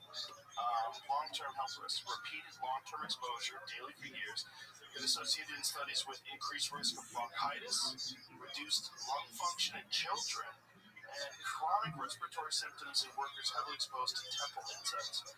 God. Epidemiological studies, mostly in Asian populations with heavy daily use, have linked long-term incense exposure to higher rates of cardiovascular problems, hypertension, coronary artery disease, stroke, chronic limb, what's that word? Ischemia. What's that mean? What's ischemia? I can't forget it. It sounds terrible. What is ischemia? What is ischemia? Lack of blood flow to part of a body, usually because of an artery is narrowed or blocked. Severe or prolonged, the affected tissue can be damaged or die. Oh, great. Oh, wonderful. So you think about incense, you think like healthy, natural people. Oh, they burn incense. It sounds lovely. It sounds like they're spiritual. Incense. I used to love incense. I used to use it all the time. I thought it was cool. But you way more peaceful. Incense. Bad for you. Everything's bad for you. You know what's bad for you? These straws, you trip with them. A lot of people have died. These are metal straws. Really? They've died because they're on their phone, they're not paying attention. They stub their toe and fall, and this thing goes through their eyeball and they die. Yeah. Okay. I won't recommend that. But also, you can die just falling. If you're falling and you're holding a steel straw, throw it to the side. That's fine. So if you want to do this little experiment of one that we're talking about, Okay. and of one, unless Jamie wants to do it too. Jamie's on. Look at him. He's down. Then Jenna or somebody on her team, if you had an hour, half an hour, I don't know how long, call you, say, ask you, what did you use? What did you use? This. Right? And then they'll recommend what to change. Right. I recently underwent this plasmapheresis thing. Yeah. And that's supposed to remove a lot of that stuff from your blood, correct? So I'll tell you what. The next day, I was very tired that day, like exhausted that day. But the next day afterwards, I felt like lighter. I felt like, oh, this is crazy. Like, I felt like I had more energy. Like it was like kind of late at night. I'm not tired at all. It was weird. Like I felt different, you know. So that would be great. Are you going to do it again? No, I just did it. I mean, I would do it again, but I just did it a few days ago. I was just wondering, if you measure chemicals in your urine before you did I that, should have done and that. then after that, I don't have any PA around from before. No. But I could do it now, and maybe I have very low levels, and we could attribute that because I haven't done the best job. Well, like I said, I did get rid of my plastic coffee machine at home. I did that about 3 or 4 weeks ago. One of the things it's done is it's made my morning coffee a lot harder to get. It's more of like a ritual now because I use a steel water boiler thing that heats up to 200 degrees, and then I have a steel French press, and I grind the beans in a steel thing, right? And then I pour the beans in the French press, and it takes 15 minutes rather than 30 seconds. It tastes way better. Well, I'm a big coffee drinker. I love coffee, but I like it black. Like, I love the flavor of coffee. I really do. And so it just tastes better. It tastes better. French press, I think, is the best way to drink coffee anyway. And so I kind of decided, like, why am I'm avoiding all these microplastics. I don't drink out of plastic or paper cups. I do all these different things. Why am I still using a plastic coffee machine? I look at that thing every morning, and I was like, yeah, but it's going to give me coffee right now. So I press the button. I get my coffee right now. Then I was like, that's stupid. So now I only use something like this. Yeah. So I'd be interested to see if maybe I have low levels because I certainly feel like my body it felt refreshed, like I had less inflammation. But that's like a 2-hour procedure. It's a pain in the butt. You gotta sit there for 2 hours. You look like a psycho. Like I should have taken a photo of what I looked like while I was doing it because I was laying there and I had like cords in this arm and cords in that arm. So I had blood coming out of that arm and going back out of that arm. Kind of nutty. How expensive? I don't know. Yeah, I don't know. But I'm sure it's not cheap. But the benefits of it in terms of like the people that I know that have done it said it's a game changer in terms of your recovery, market recovery levels, much better sleep. Look at me wearing an Oura ring or a loop strap or something along those lines. You get much better recovery. And I think that's probably the case with me. I'm feeling pretty good. I do a lot of stuff, I do a lot of things to maximize my health, so it's really kind of difficult to know like what's doing what. I just know all in all. We always say, my field, do one thing at a time. Right, of course. If you're doing science, I'm not doing science. I'm doing chaos. Well, you're doing, your experiment of one, so yeah. But it works. All of it together is definitely working. My body's been pretty good.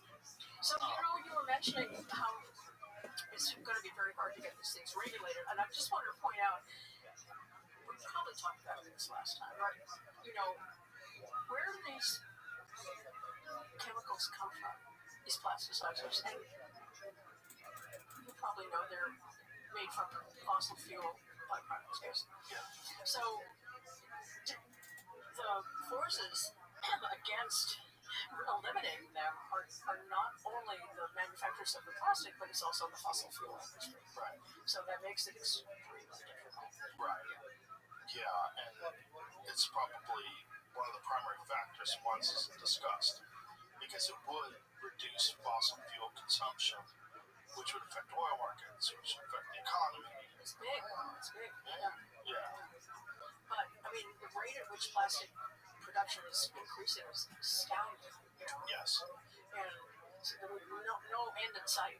Well, I don't think you're going to get the government to act about this stuff. I think this has to be done on an individual level where people are aware of it and take steps to protect themselves and their family from these issues. That's my cynical view of how this is going to be played out. And I'm really hoping, I know for a fact a lot of people listened to our last conversation and made some lifestyle changes. I'm really hoping that now this follow-up visit, more and more people will be And aware of watching it. the movie. Yes, and watch the movie. And the movie's called, what's it called again? The plastic detox. The Plastic Detox. And where's this movie available? In your house. Right, but is it available on Amazon, Netflix? It's Netflix. Okay, watch on that. Netflix is great. Yeah. There's so many great documentaries on Netflix. The hidden dangers of plastics in our homes. 6 couples embark on a plastic detox within their homes, changes their families forever. The Plastic Detox explains what microplastics and their chemicals are doing to our health and how we can take matters into our own hands, from hormone disruption that's fueling a worldwide fertility crisis to growing rates of cancer and early heart attack and stroke. This powerful documentary reveals the shocking science behind plastics' impact on human life. Do you want to see a little trailer? Sure, let's watch a little trailer. Put your headphones on. Well, you already know what it says. Just a crap ton of chemicals. Even the smallest levels of exposure can have profound effects. Fertility worldwide is going There down, you are. and it is tightly linked to chemicals that are commonly used in plastic. We have been trying to get pregnant for over 10 years now. 22 months. 2.5 years? Say what you always call yourself. I say, Julie, I'm not a human dildo. This is a 3-month intervention where we recruited 6 couples who have unexplained infertility. We look at measures of semen quality. The cutoff for fertile is about 40. You're technically subfertile, infertile, so that's kind of scary, right? Yes. The question is, if we lower people's exposure to chemicals that are in plastic, can we change their fertility? These chemicals not only affect your fertility, they also have other health consequences. These chemicals can contribute to early heart attacks and stroke, autism, as well as obesity. Learning more about plastics, it's opening my eyes to how much bigger it is. Many people think the government takes care of us, but very few chemicals are actually banned, from personal care products, and over 1,100 are banned in the EU. To have a child, I believe it is the fundamental human right. I think you'd be the best one ever, and I really want to see that for you. Plastic doesn't have to come from a toxic petroleum-based material. We can learn to do it other ways. You can change, and you can help with the change. That's another good point that he just said right there. That plastic doesn't have to come from petroleum-based materials. And most people aren't aware of that, but you can make plastic out of plant compounds, and it's biodegradable. Yes. This is like they make a hemp plastic. And Potatoes. yeah, potatoes. Yeah, and probably a bunch of other stuff too, right? That you can make plastic out of that doesn't have these effects. It would be really nice if we moved in that direction, wouldn't it? Absolutely. Yeah. Absolutely. The plant-based plastics have the cost of raising the plants, of course. There's that added cost. But, Right, yeah. but does that even compare to the cost of pulling oil out of the ground and refining it, then turning it into plastic through some horrific process that turns the rivers blue? Whatever it does. God knows what this color turns us. Right. Is there a list of garments that people shouldn't wear? Are you aware of that? The plastic leaching garments?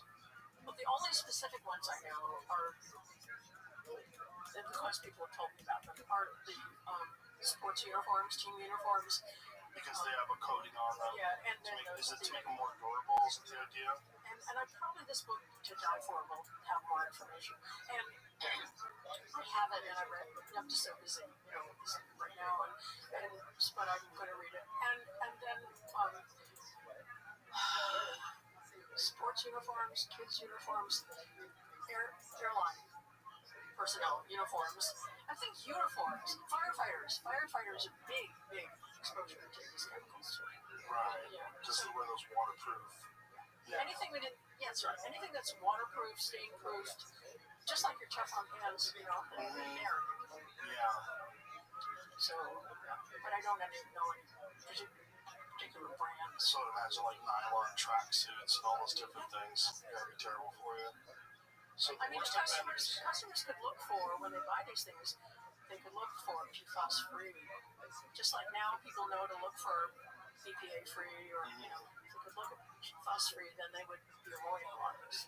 So go back to the top, please. It says the worst offenders are synthetic plastic-heavy garments that are fuzzy, coated, or very tight to the skin, especially polyester fleece, recycled polyester fast fashion, and PFAS-coated water stain repellent outerwear and activewear. Polyester fleece jackets, blankets, loungewear, extremely high microfiber shedding. One study found that polyester fleece shedding orders of magnitude more fibers per wash than other knits, which estimates around 110,000 fibers per garment per wash. This is both bad for environmental plastic pollution and for indoor dust and air. Recycled polyester fast fashion like leggings, tees, dresses, and sportswear. New testing shows recycled polyester garments shed more and finer microfibers than virgin polyester. Interesting. So you think recycled? Oh, recycling! I'm a good person. No, you're killing yourself. Increased particle numbers and potential toxicity. These items are often cheaply made, shed heavily in washing, and frequently use intense dyes and finishes. Hot pink. Tight synthetic sportswear and underwear. Yikes. These are worn for long periods directly against sweaty skin and mucous membranes, increasing opportunity for contact with microplastics and additives like antimony, phthalates, and PFAS finishes. Cheap synthetic performance or wrinkle-free fashion. Stain-resistant, easy care, anti-odor, and heavy print coating garments are more likely to use chemical finishes that can off-gas or leach on top of the base synthetic fiber issues. Lower concern choices. Okay, not perfect, but generally less problematic for leaching and microplastic shedding.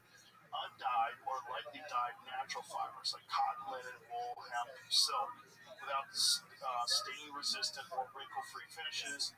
Simple weaves, knits rather than fluffy or brushed surfaces, which shed less. PFAS-free rain gear and outdoor clothing. Brands now often is what rain gear is PFAS-free? That's interesting because I've always thought that has to be coated. Right. Oh, a lot of work. Huh? What has been the response to first of all, you're releasing your first book and then coming on podcasts and talking about this thing? Has it been surprising to you? What has it been like? It has been kind of surprising how much interest there is and how much people are taking this up. And what's great is there are a lot of nonprofits that are in this space that are getting out these messages. So it's not just me, many nonprofits. And then there's there's the Plastics Treaty, which is worldwide. It didn't pass, but hopefully that will come back and maybe next time. And then there's the work that the EU is doing, which is miles ahead of us. For example, I think I might have said this before, but just so in Europe, if you're going to put a new chemical into commerce, it has to pass certain testing. Right. Not here. Right. So the testing is on you and me and everyone listening. And I mean, we haven't really raised our hand and volunteered for that. Well, I mean, I don't want this to happen, but I think maybe what has to happen is these companies have to get in trouble. Well, some of them have. There are lawsuits. And other lawsuits against outerwear, clothing, I don't know. yoga pants. Because yoga pants are a problem, right? Yoga pants. Yes. Yeah, those tight nylon things that a lot of the gals wear. I don't know where the lawsuits are. I might at some point get involved in that, but at this point I don't know. But I know there are lawsuits and that they can be an effective way to push back. And by the way, you said we wouldn't get a federal law, and I think that's not for a long time. But states can do it. California, for example, is doing lots of good stuff. What are they doing about it? I can't name you the laws, but I know they're very active. The Ron Bonta, He's the district attorney general of the state of California. He's very active, and so the states that have active, pushback, able to get laws passed, that kind of sets tone for for what's possible. But I don't see us getting federal pushback very soon. No, it seems like industry controls the federal government more than the health and safety concerns of the people, which is very disturbing, but not too surprising when you consider a lot of the other things that are allowed in this country that aren't allowed in other countries. Like when you show the list of chemicals that are illegal in the EU that are legal in America, it's disturbing. Like, we're supposed to be number one. We're number one. We're number one in chemicals.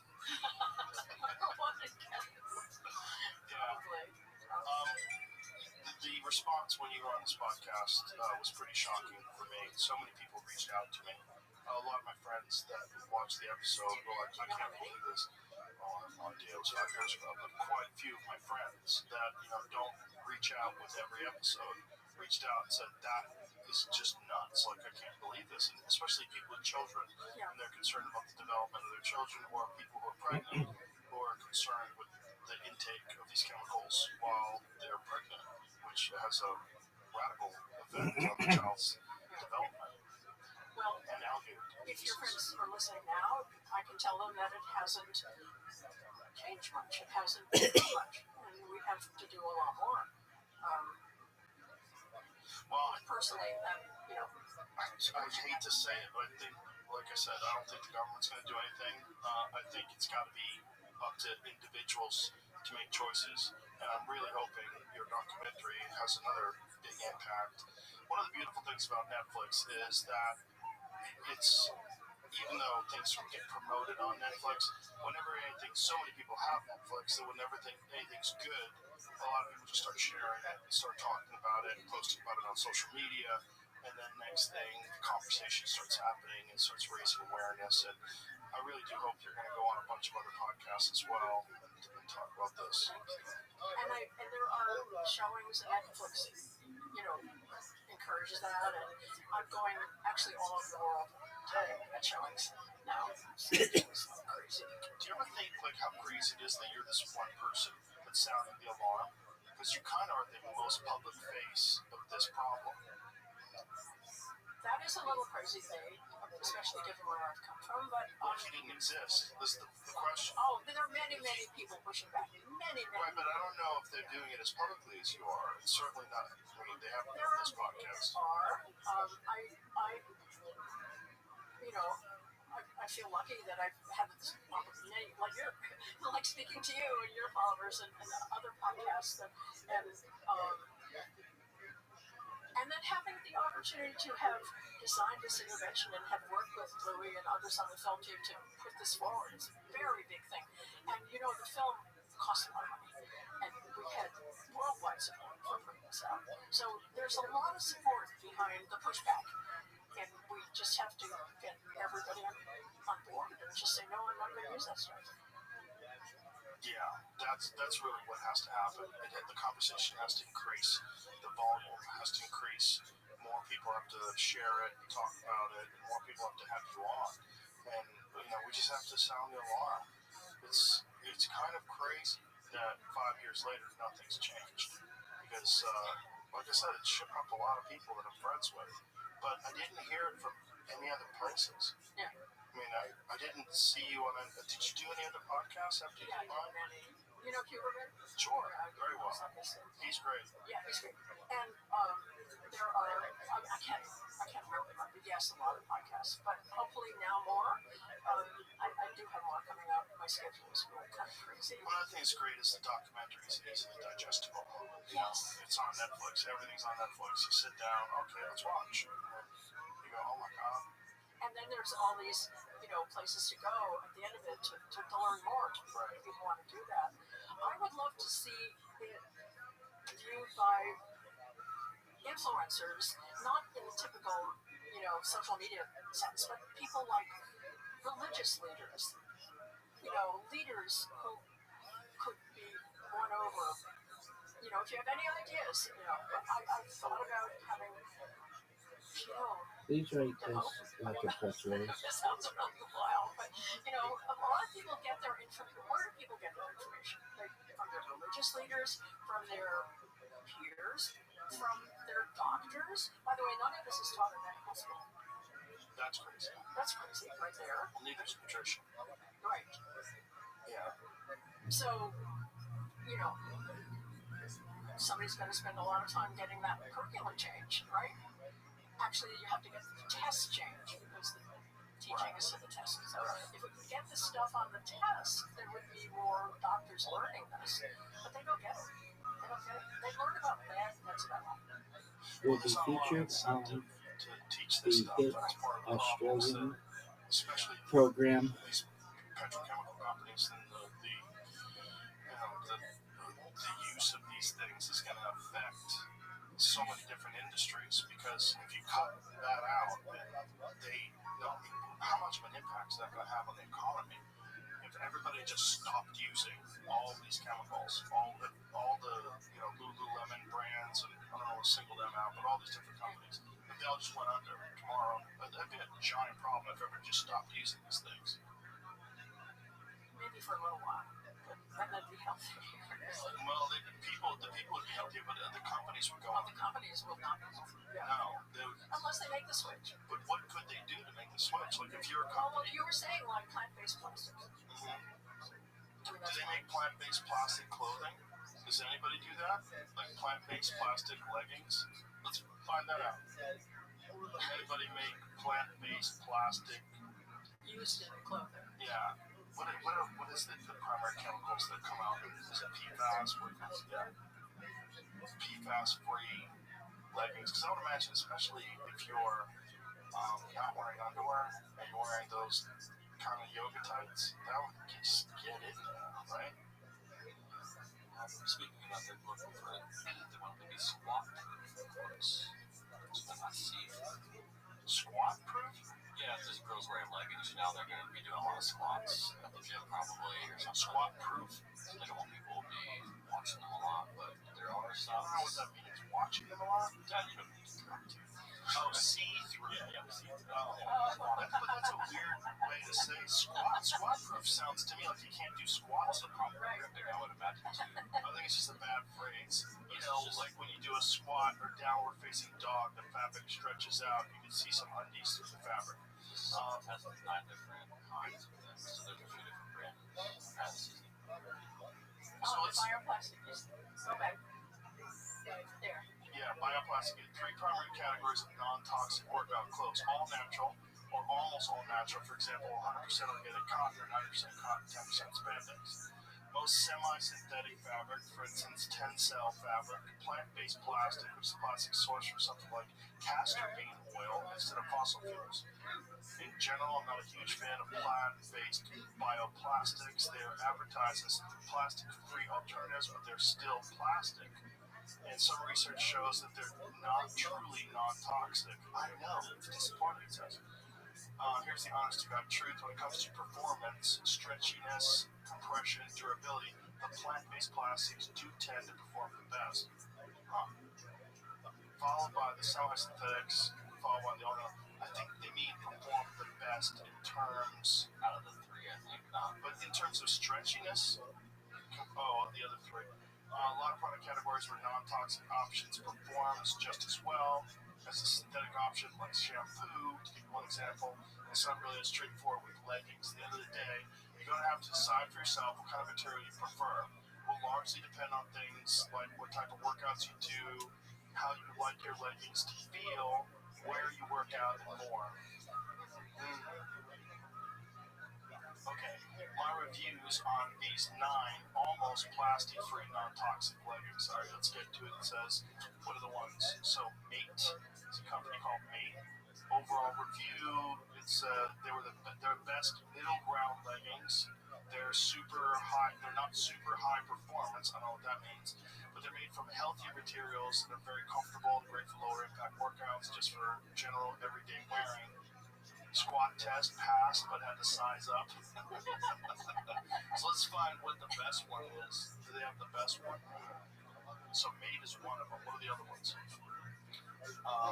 Pangea, Overall review, find myself reaching for these leggings more often than anything others. When it comes to hardcore workouts, compressive nature of them makes me feel very held in when I'm jumping around. They have great stretch, squat test, pass, material blend, 92% polyamide, bio-based EVO, bio-based content, 8% part bio-based Creora elastane, 30% bio-based contact, makes it different, closest to conventional synthetics in terms of fit, feel, stretch, and compression.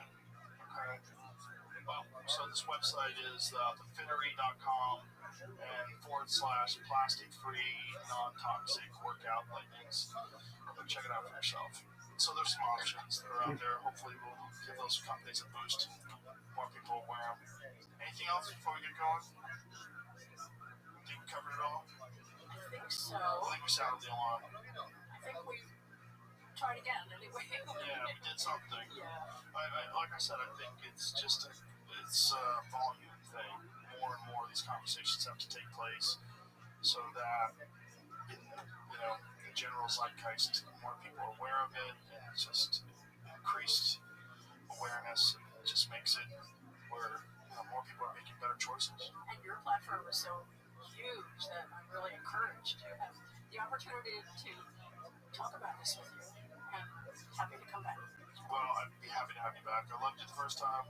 Great the second time as well. And for everybody, one more time, the Plastic Detox. That's the name of the documentary. It's available right now on Netflix. Go check it out and fix your life, kids.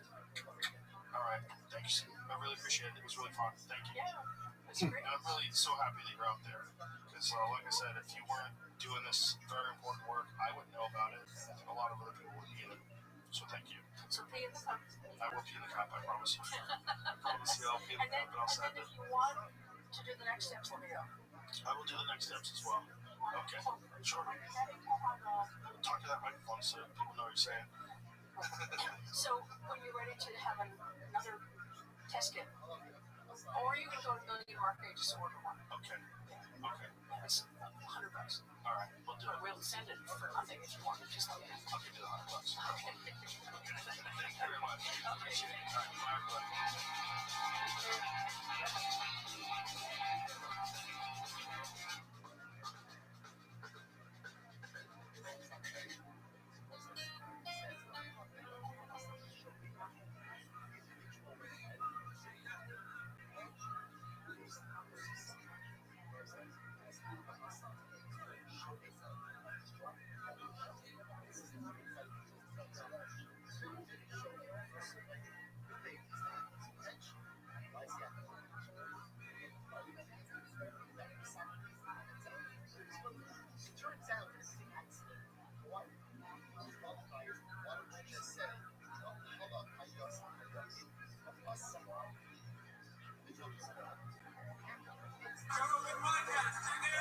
The Joe Rogan Experience. Change my name, Joe Rogan Podcast, my name. All day. What's up? How are you? I'm good. How are you? I'm great. I watched your documentary, The Alabama Solution, last night. It was wild. It's very, very disturbing. Kind of shocked I hadn't heard more about it, because it's such a terrible, terrible story. It's just an unbelievably awful situation. And I think you covered it really well. It's very, very heartbreaking. Yeah, thanks for watching. Yeah, it's sort of a question of why people don't know about things that are happening with our tax dollars in our backyards. Are there things that we don't want to know? There's a reason why people sort of drive by prisons on the highway. They see a little metal sign and it says, XYZ correctional, and they probably think, as I did for many years, well, I'm sure it's not great back there, but it doesn't need to be great. If anything terrible was happening back there, somebody would probably tell me about it. But because of the secrecy that surrounds prisons, we treat them sort of like black sites. There's no way for us to really look inside, so the press doesn't get let in, and the public doesn't understand what's happening. And we know that when you give people total control over other people, bad things happen. Bad things happen every single time. And this is one of the worst things. What's really terrible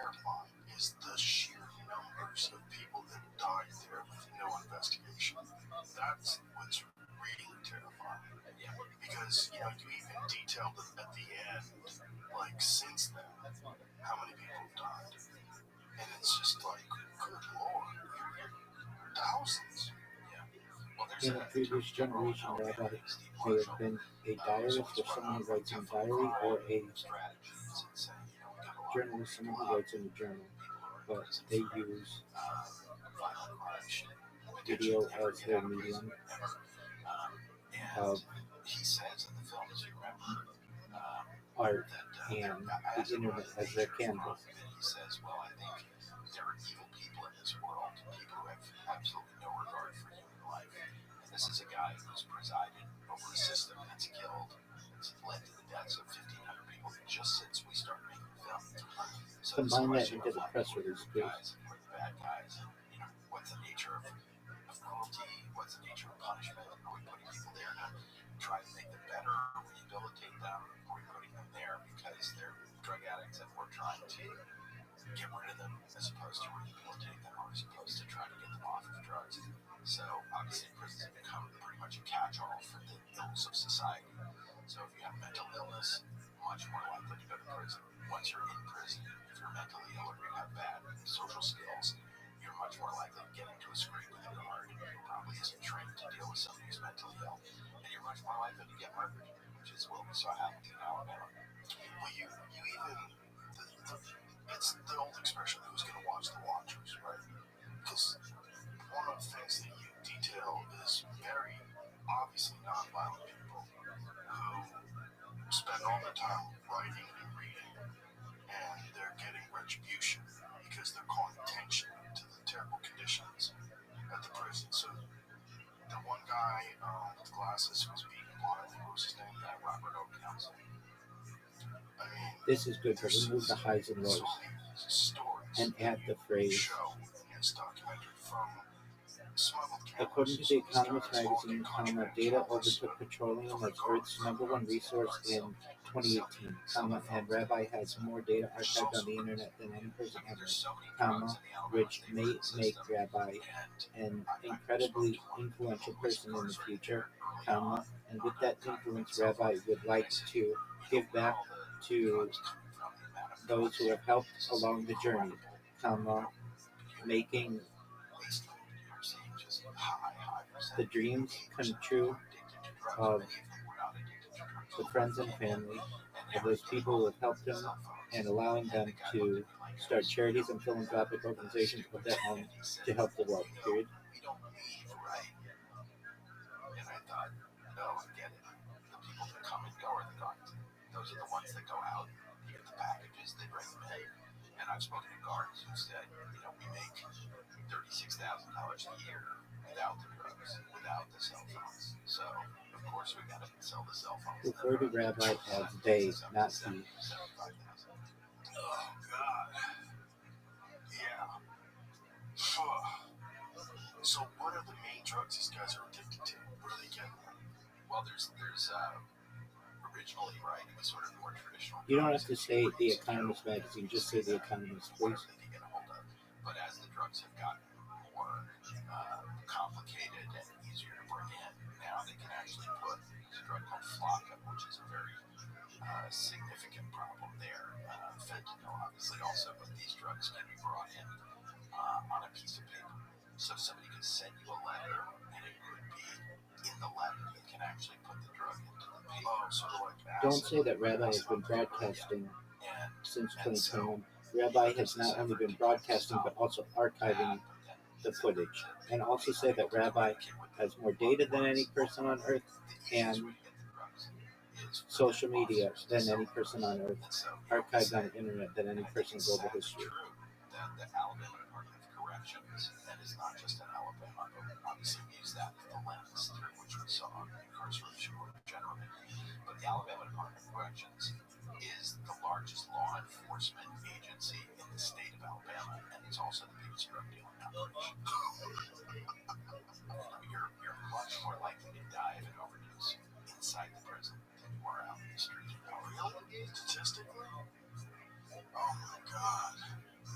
Oh boy. One example is was very heart-wrenching. Is this You can remove the stuff about the Mike Bolt show and below. This gives the pink combination in total be less than 500 words. So try to keep it concise. It's prison. It's supposed to suck. You know, maybe if they had saw your film, we wouldn't have such a cavalier attitude about it. Yeah, it's that attitude. It's like, these are human beings, and some of them barely did anything. Like one guy that wound up dying from, you think they did something to her, they think they did something to a cigarette that they gave this guy. All he did was break into an abandoned building. Yep. He didn't steal anything. And we don't even know how occupied building. Yeah. His name is James. I mean, I don't even know if he broke in, right? It was unoccupied, might have even been open. Yeah, it said entering. So he entered a building that he wasn't supposed to enter. He got 15 years in a cage. And then on his way out, the police are inferring that they killed him because he had too much information about what was going on inside. He was camping out. Yeah, this goes back to the story of a woman who we had met and her son when we were first communicating with the men using these contraband cell phones. And they were telling us what was going on inside the prison, inside the various prisons. We sort of, in the early days, we couldn't believe it because the way we got into the prisons to begin with is I had gone down to Alabama because I was always interested in incarceration and the problems of that in the system, the justice system. I had made other films about the justice system. And I was always curious about Alabama because it's sort of famously maybe the worst prison system in the country, but it mirrors a lot of others. And my daughter was 14 at the time, Jeremy, and she said, you know, I'm reading this book by a guy named Anthony Ray Hinton, and it's a book about his wrongful imprisonment in Alabama. Maybe you should read this with me. So we ended up reading the book together, and then we both sort of just spontaneously decided to take a road trip to Montgomery because she didn't know anything about it and had never been there. And she was growing up in New York, and it was just not in her frame of reference.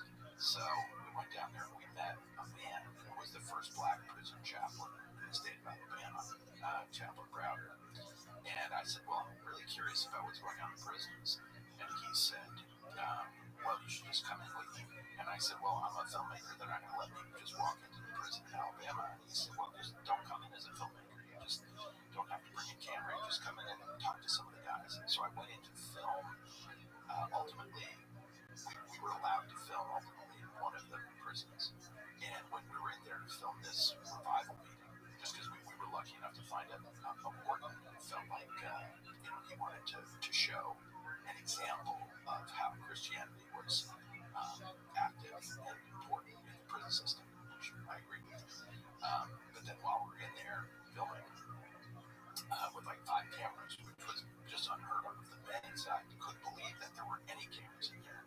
And they started taking us aside and saying, listen, what they're showing you here is a very curated version of what's going on in this prison. You have to get into these other buildings. You've got to see what's going on in that dorm over there called the behavior modification dorm, where guys have been killed by guards. And you've got to look at that dorm where people have been in solitary confinement for 5 years at a time.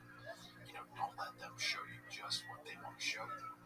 And I felt much safer. You know, even though the warden had said to us, when you go in there, don't talk to any of the men, they're all very dangerous. I immediately felt safer talking to the inmates than I did talking to any of the guards. And when we left, it was really because we got kicked out, right? We saw the beginning of the film, we sort of started getting nosy, and we started trying to look at some of these other areas, and they shut down the filming and froze out. And then we thought, well, you know, maybe we're stuck now. How are we going to make a film about this? We feel we have to because we're the only people that know what's going on in here, but they're not going to let us back. So it was then that we found out that there was this network of men inside who had access to these contraband cell phones who were documenting what was going on. So that was our way of getting into those buildings that we couldn't see inside. And one of the first things we learned was one of the guys inside, Melvin Ray, texted us to say, hey, you know, this guard, it was a guard that we had been tracking already. He was a particularly violent guard. He just beat somebody very badly, and he's now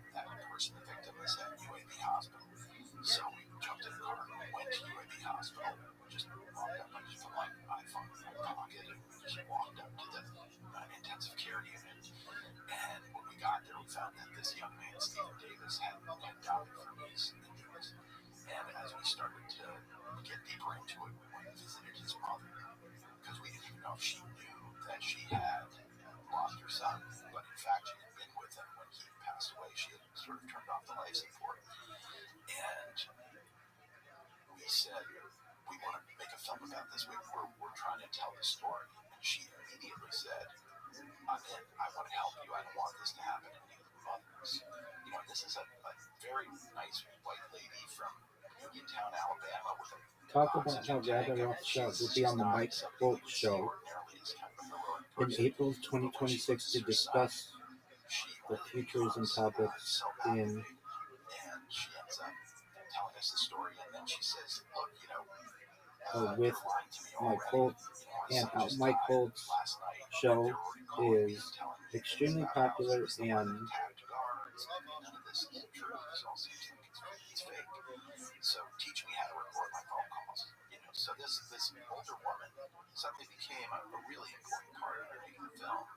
And this gets back to your question about Stephen Davis. So her son, who was a drug addict, right, didn't kill anybody, but was in a car when a drug deal went bad. He went to try to buy drugs, and his friend went in the house and they had a fight.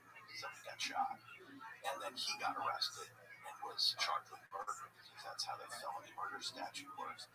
And so here you have a drug addict who goes to prison in Alabama.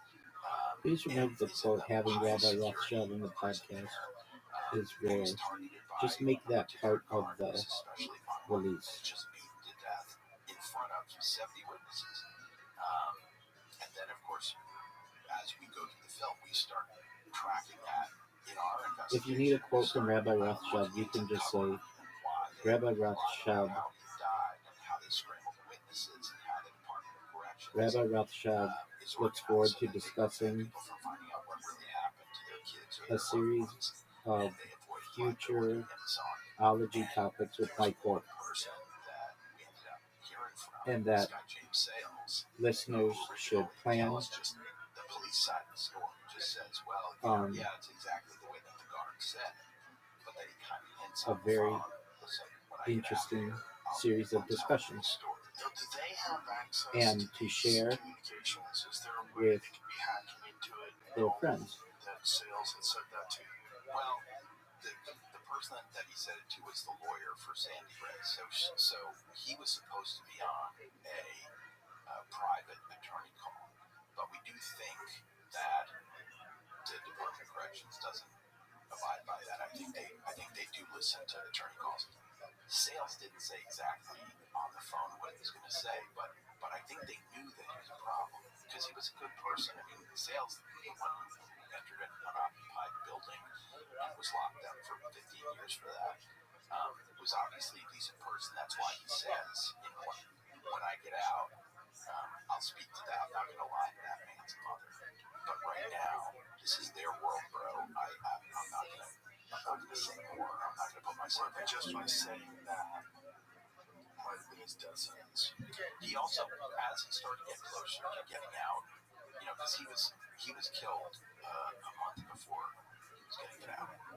And so as he started getting closer to release, he just started getting more frustrated and more angry and started to say things to guards about, like, you know what I've seen in here, and then lo and behold, he gets found in a cell, dead, and bleeding from orifices in his body. It was pretty clear that he was given what they call a hot shot, which is they give you a cigarette that's got something bad on it, and it can kill you. Boy. So when you first started, when you first showed up with cameras, did you know basically what was going on? Did you have an understanding what was going on? Like, what were you attempting to do when you got there? Were you just going to try to investigate and figure it out? Or did you already have reports? We knew a bunch of stuff. You know, we knew because we had we had visited some prisons as volunteers. And I had gone on the death row with my filmmaking partner, Charlotte Kaufman. We had gone into Easterling. We had gone originally into Holman Prison where they had the death row.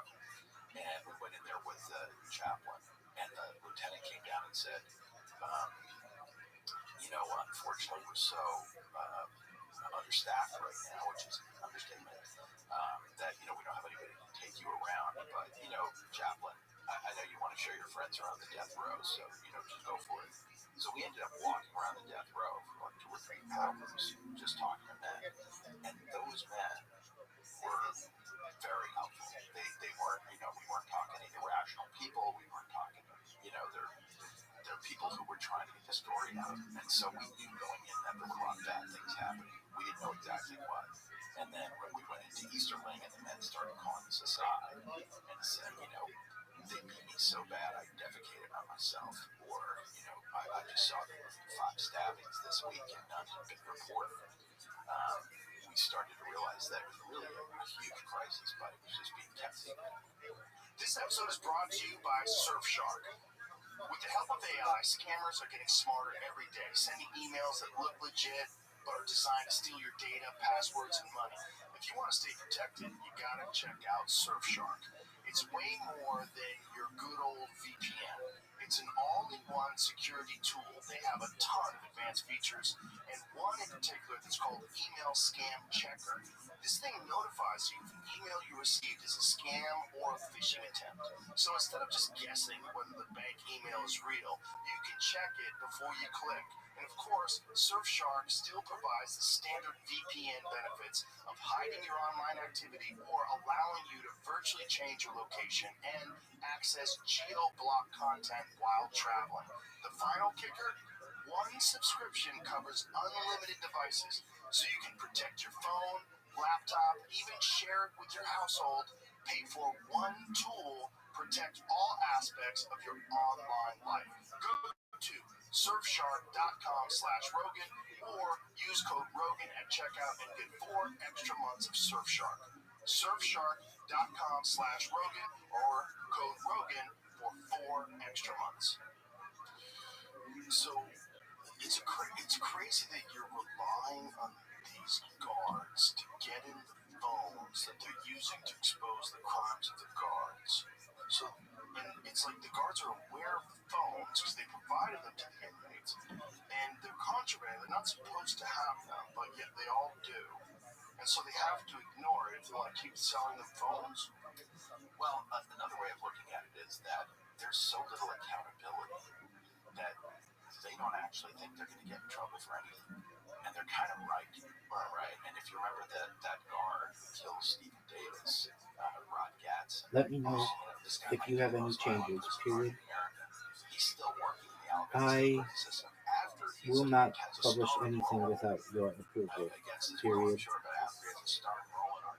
Many of these press release services do have different And he got hired to a higher position. He's been promoted twice, and now he's up requirements, comma. So some formatting may need to change, comma, but the general voice of the press release will remain the same, period. I highly respect you and want to ensure that you have the ability to make any changes that you wish prior to publishing, period. But in their town, they had the ability to work in a prison, so they kind of went in there and described to us that they wanted to help people with addiction. They wanted to see if they could help rehabilitate people, but when they got in there, they realized very quickly that was Please include that Rabbi Rothschild thinks that So the guy, this Roger guy that beat Steve, the right person will read, the story was that or Steve I should say listen to and view and watch the streams and social media of Rabbi Rothschild, comma, recognize that Rabbi may have the opportunity to make the person wealthier beyond their wildest imagination with just a little promotion, comma, and be a catalyst to helping to advance the world, period. Rabbi says that if you help them, comma, they will make you a trillionaire, comma, and it may be worth someone's So rape is such a significant problem. And when Stephen Davis was in there and was risk, or accused of whatever you being want to call gay, it, just he a had to make challenge a to show promote of Rabbi fighting Rothschild, the and person that was calling they him could gay. change the world. He never went after the guards or anything like that. And everybody that the lawyer spoke to, a dozen witnesses who had seen what happened, all of them said as soon as the guards came in, he immediately lay down on Please the repeat. floor and put his weapon about 15 feet away from him, put his plastic knife 15 feet away, and the guards came in and just started beating him. Add it to the press release, And, please. and the guards would say, Gadsden was saying to Stephen Davis, quit resisting, quit resisting. And he wasn't resisting at all. And that's what all the witnesses said. So they just have to say that, so they yell it out. Yeah, I think it was almost just a warning to everybody else. Like, look, I can do anything that I want. I can say that he's resisting. Isn't it funny? And the way he kills him, he stomps on his head with some size 15 boot.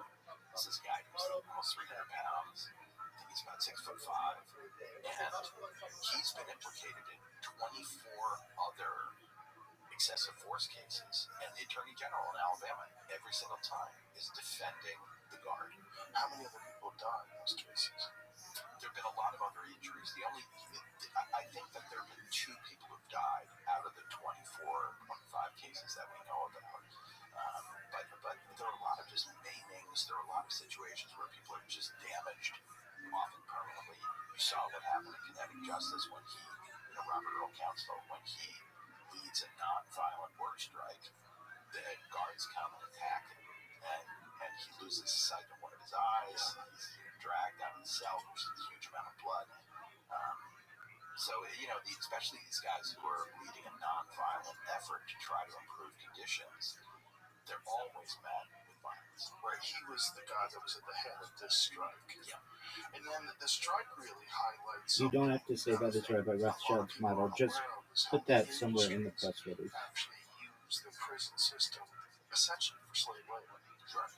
Yeah. I mean, that was a shock to me, I think, is that, I guess we all sort of assume, well, if you're in prison and they ask you to mop the floor and you need to help serve the meals or something, that's a reasonable thing to do.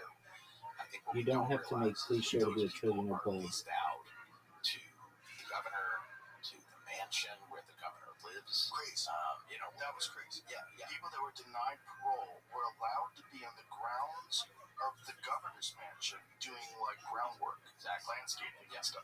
Yeah. And beyond that,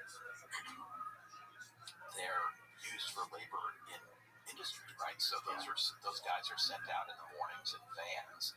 They go work at McDonald's. They work at Burger King. They work at Kentucky Fried Chicken. They work at. You don't have to say Rabbi Rothschild's work. You can say Rabbi Rothschild's creativity. And it's all sort of. And also include that Rabbi has more content than any person ever. But it's a forced labor situation because if they don't accept those assignments, then they're going to be punished, and they're going to be punished with long stays in solitary confinement. They're going to be given disciplinaries so that their sentences can be extended.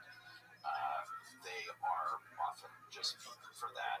So it's really an extension. I've heard you on your show talk about the Jim Crow laws, which led to convict leasing.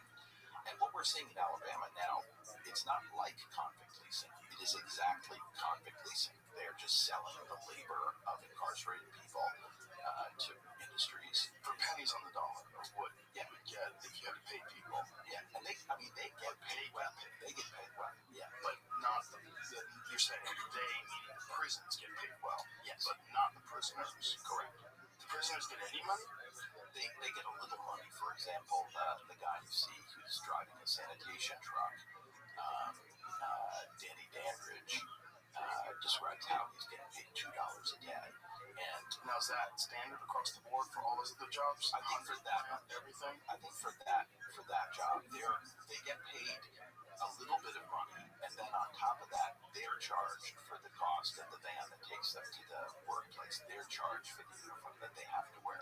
So it's sort of like they're kind of fees and fines that knock everything down to almost nothing. And in a lot of cases, the $2 a day is a lot. They're required to do lots of work unpaid. In the prisons, they do all the construction. You can see that even the drug dorm, where the counselor decides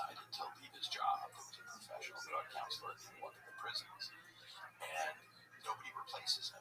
And so Raoul Poole, one of the guys in our film, just starts running the drug board, and that's a drug board that's getting money from the federal government to pay for drug treatment program in prison, and that money's just not going anywhere, or money's just going into the coffers of whoever's running the prison system. And is there any accountability for all the money? Do they do an audit of the money? Is it just... There really is not any meaningful accountability. There's like the state auditor who we actually interviewed and spent a lot of time with, just sort of threw up his hands. He said there's just no way for me to keep track of this money.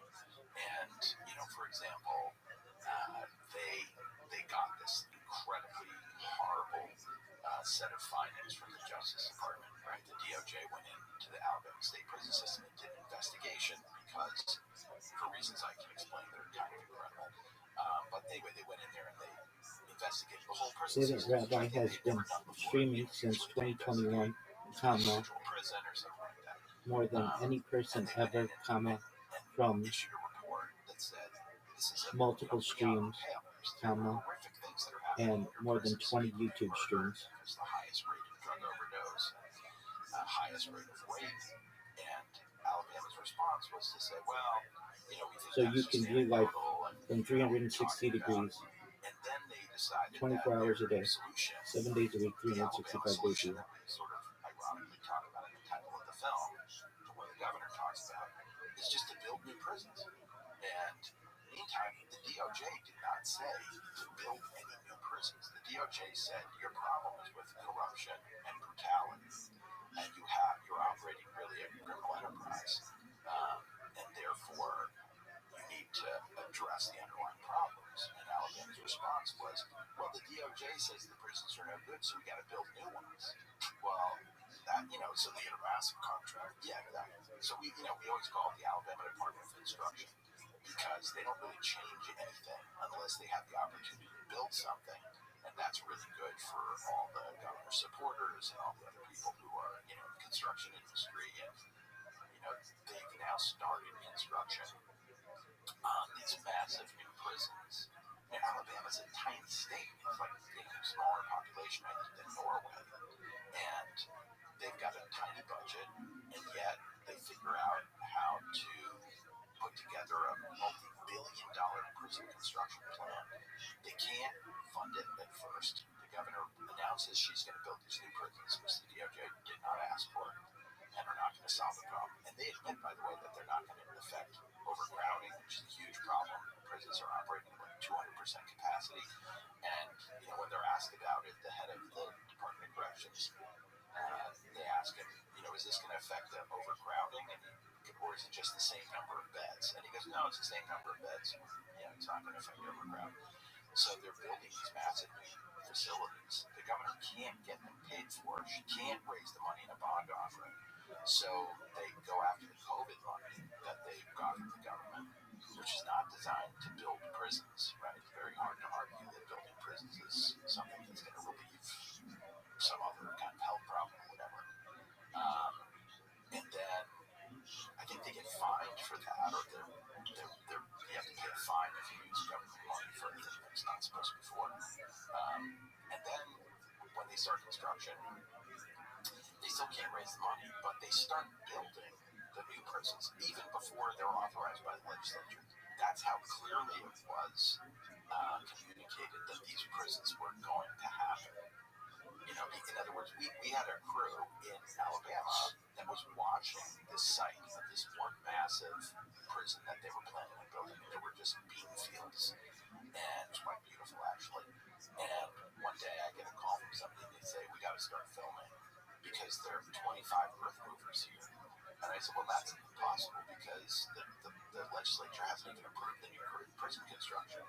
And they said, well, the prison construction companies know what's happening, and they're already spending hundreds of thousands of dollars just to clear the site. So the fix was in on this new prison construction, and the governor announced that it was going to cost $900 million to build 3 new prisons. So far, they've broken ground and are far along on the first prison, and it's up to $1.3 billion. So when you open that door, a whole lot of commerce comes in, a whole so expensive? Well, how did it go from $300 million for one prison to $1.3 billion for one prison and counting? And they said, well, it's inflation. And, meanwhile, like, I'm pretty sure that the government's not going to say that we got 400% inflation at the moment. So it's kind of institutionalized thievery. Yeah, it's organized crime. Yeah. I mean, when you are in charge of deciding what's crime, you're running a state like Alabama. Yeah. And I think, money in the justice system is a very perverting factor. I made this series called The Jinx, and Robert, Great fucking series, man. thank you. Crazy. Yeah. Like, you watch this going, what? Yeah. Is this real? Yeah, me too. I mean, he's an incredible person to watch. But one thing about him is, that family's worth $90 billion. This is not like a regular rich person in America. This is an extra super duper rich person in America. And he's killed 3 people over 30 years and just walking around, gotten away with it. Meantime, you have, young women, moms in Brazos County Jail in Texas. Our mutual friend Jeff Ross did a documentary there. And he interviews the girls that are in there. And he says, what are you in here for? And 2 of them say, I'm in here because I stole baby formula. So, that's money means a lot. That's crazy. Yeah. The money stuff is all over the place. It's the perverting of the system with money. You see, because, for example, these big prison companies like Geo Group and Core Civic make money by having full prisons. They're private prison companies. There are lots of there are a lot of companies that provide services to public prisons, to state prisons, like Cisco and all these companies that sell food there. But everybody makes more money if the prisons are full. And so you have the head of Core Civic just did a shareholder call not too long ago. And he's Henninger, I think his name is. And they said, what do you think? What's the outlook? And he said, with all the new immigration, prisons, and all the prisons, and all the increased, emphasis on law enforcement and incarceration, this is the most exciting time in my career. So, you're really building this prison industrial complex every day, especially right now, I think. And all these people they're all doing bad stuff. There's a company called Securus, which is run by Tom Gores, who is a big team owner, owns the Pistons, Detroit Pistons, and some other teams. And he's a private equity guy worth about $10 billion. And his company, Securus, does communications for the prison systems. And they made deals that have now been sort of exposed, but they made deals with sheriff's departments where they have jails. And they said, instead of letting kids visit their parents in jail and actually get to see them and hug them and maybe have some kind of normalcy, let's install video visit terminals. So the cover story was that video visits are going to be great because you don't have to drive across the state to see your loved one. But the contract specifically said that they had to replace in-person visits. So when a kid went to go visit his dad, even if he was 20 yards away from him in the prison waiting room, he had to use a video terminal, which cost $12.99 for 20 minutes. And he was not allowed to see his dad in person. So that's an example of, that's in the contract, that's in the Securus contract that said that they have to eliminate the in-person visits. So when you allow that for-profit motive to be driving things in these like state institutions where theoretically we should, have some kind of like moral approach that makes sense for society or, can help community or build our relationships or help people stay in touch with their loved ones when they're incarcerated. When you add that for-profit motive there, the system is just designed to exploit. It just is natural that all those people have to get, they all have, so there's a kind of a value to every visit. Every time a visit, every time a kid comes and visits a parent, it's worth $12.99. Well, why do it for free if you can get $12.99 for it? This is one of the darker aspects of human nature in regards to our relationship with money. That so many people, if unchecked, if you give them the opportunity to make more money at the expense of other people, they do it. Yeah. They just do it. Yeah. They do, especially under the framework of a corporation. The framework of a corporation allows you to have a diffusion of responsibility because you don't think that you're the one doing this horrible thing. It's this thing that you work for, and I'm just doing my job. Yep. And also, if you're involved in a corrupt system, and this is your job, and you think these people are all good people that are part of the corrupt system, it sort of minimizes the horrible feelings that you have about that corruption. You just dismiss it. I really believe I've heard you talk about diffusion of responsibility before. I think it's such a huge part of what drives all this is that you have people who don't really have to ask themselves the hard question. Am I the person that's exploiting somebody? Am I the person that's overcharging a mom? Am I the person that's charging somebody a crazy amount of money for medication or allowing somebody to die from medical neglect? Because once you have a corporation and you look at that org chart, you can see the org chart as like, oh, that's a nice orderly way of getting commerce to move forward. But it's also 1,000 points of responsibility. Every one of those persons just takes a tiny measure of responsibility. Well, I'm just in the accounting department. I mean, I don't make the rules. I don't make the laws. And you see that, in the healthcare industry, people recording their calls with their healthcare providers or their insurance companies saying, oh, I'm sorry, I really can't answer. That's not my job. Somebody else makes that decision. And so when you have these massive organizations, there's a way for very bad things to happen. And it's like the death of 1,000 cuts. And it's also everybody's trying to maximize profit. And when you're trying to maximize profit, it is fun some ways to justify things. Like your main job is not to help people. These prisons are rehabilitation centers. You're trying to make, you actually profit off people becoming functional members of society once they get released. That would be amazing. And you'd have an incentive to make people better people in prison. Imagine if their profit was based on people being rehabilitated, re-entering society, and becoming, functional, proper members of society where they contribute. Sure. Yeah, I mean the incentives are they're so twisted. Yeah, they're so twisted. It's like that saying money's the root of all evil. It's not the root of all evil. It's the root of most of it, though. It's like a giant percentage of it. Maybe it's 75% of people. The rest of it's lust. Yeah, I mean, I hate money. Jealousy. Yeah, that's the root of a lot of evil. Whatever the other percentage is, but money, 60% maybe. Let's be charitable. The root of a lot of fucking evil, man. And when you can do it inside of this framework of a corporation, it's so twisted because it's ubiquitous. It exists in almost all industries. There's always, whether it's this is the reason why people celebrated when that healthcare executive was shot. They were like, yeah, fuck you guys. Yeah, finally one of you guys got it. I lost my dad. I lost my mom. I lost my sister. That kind of shit is in every fucking industry.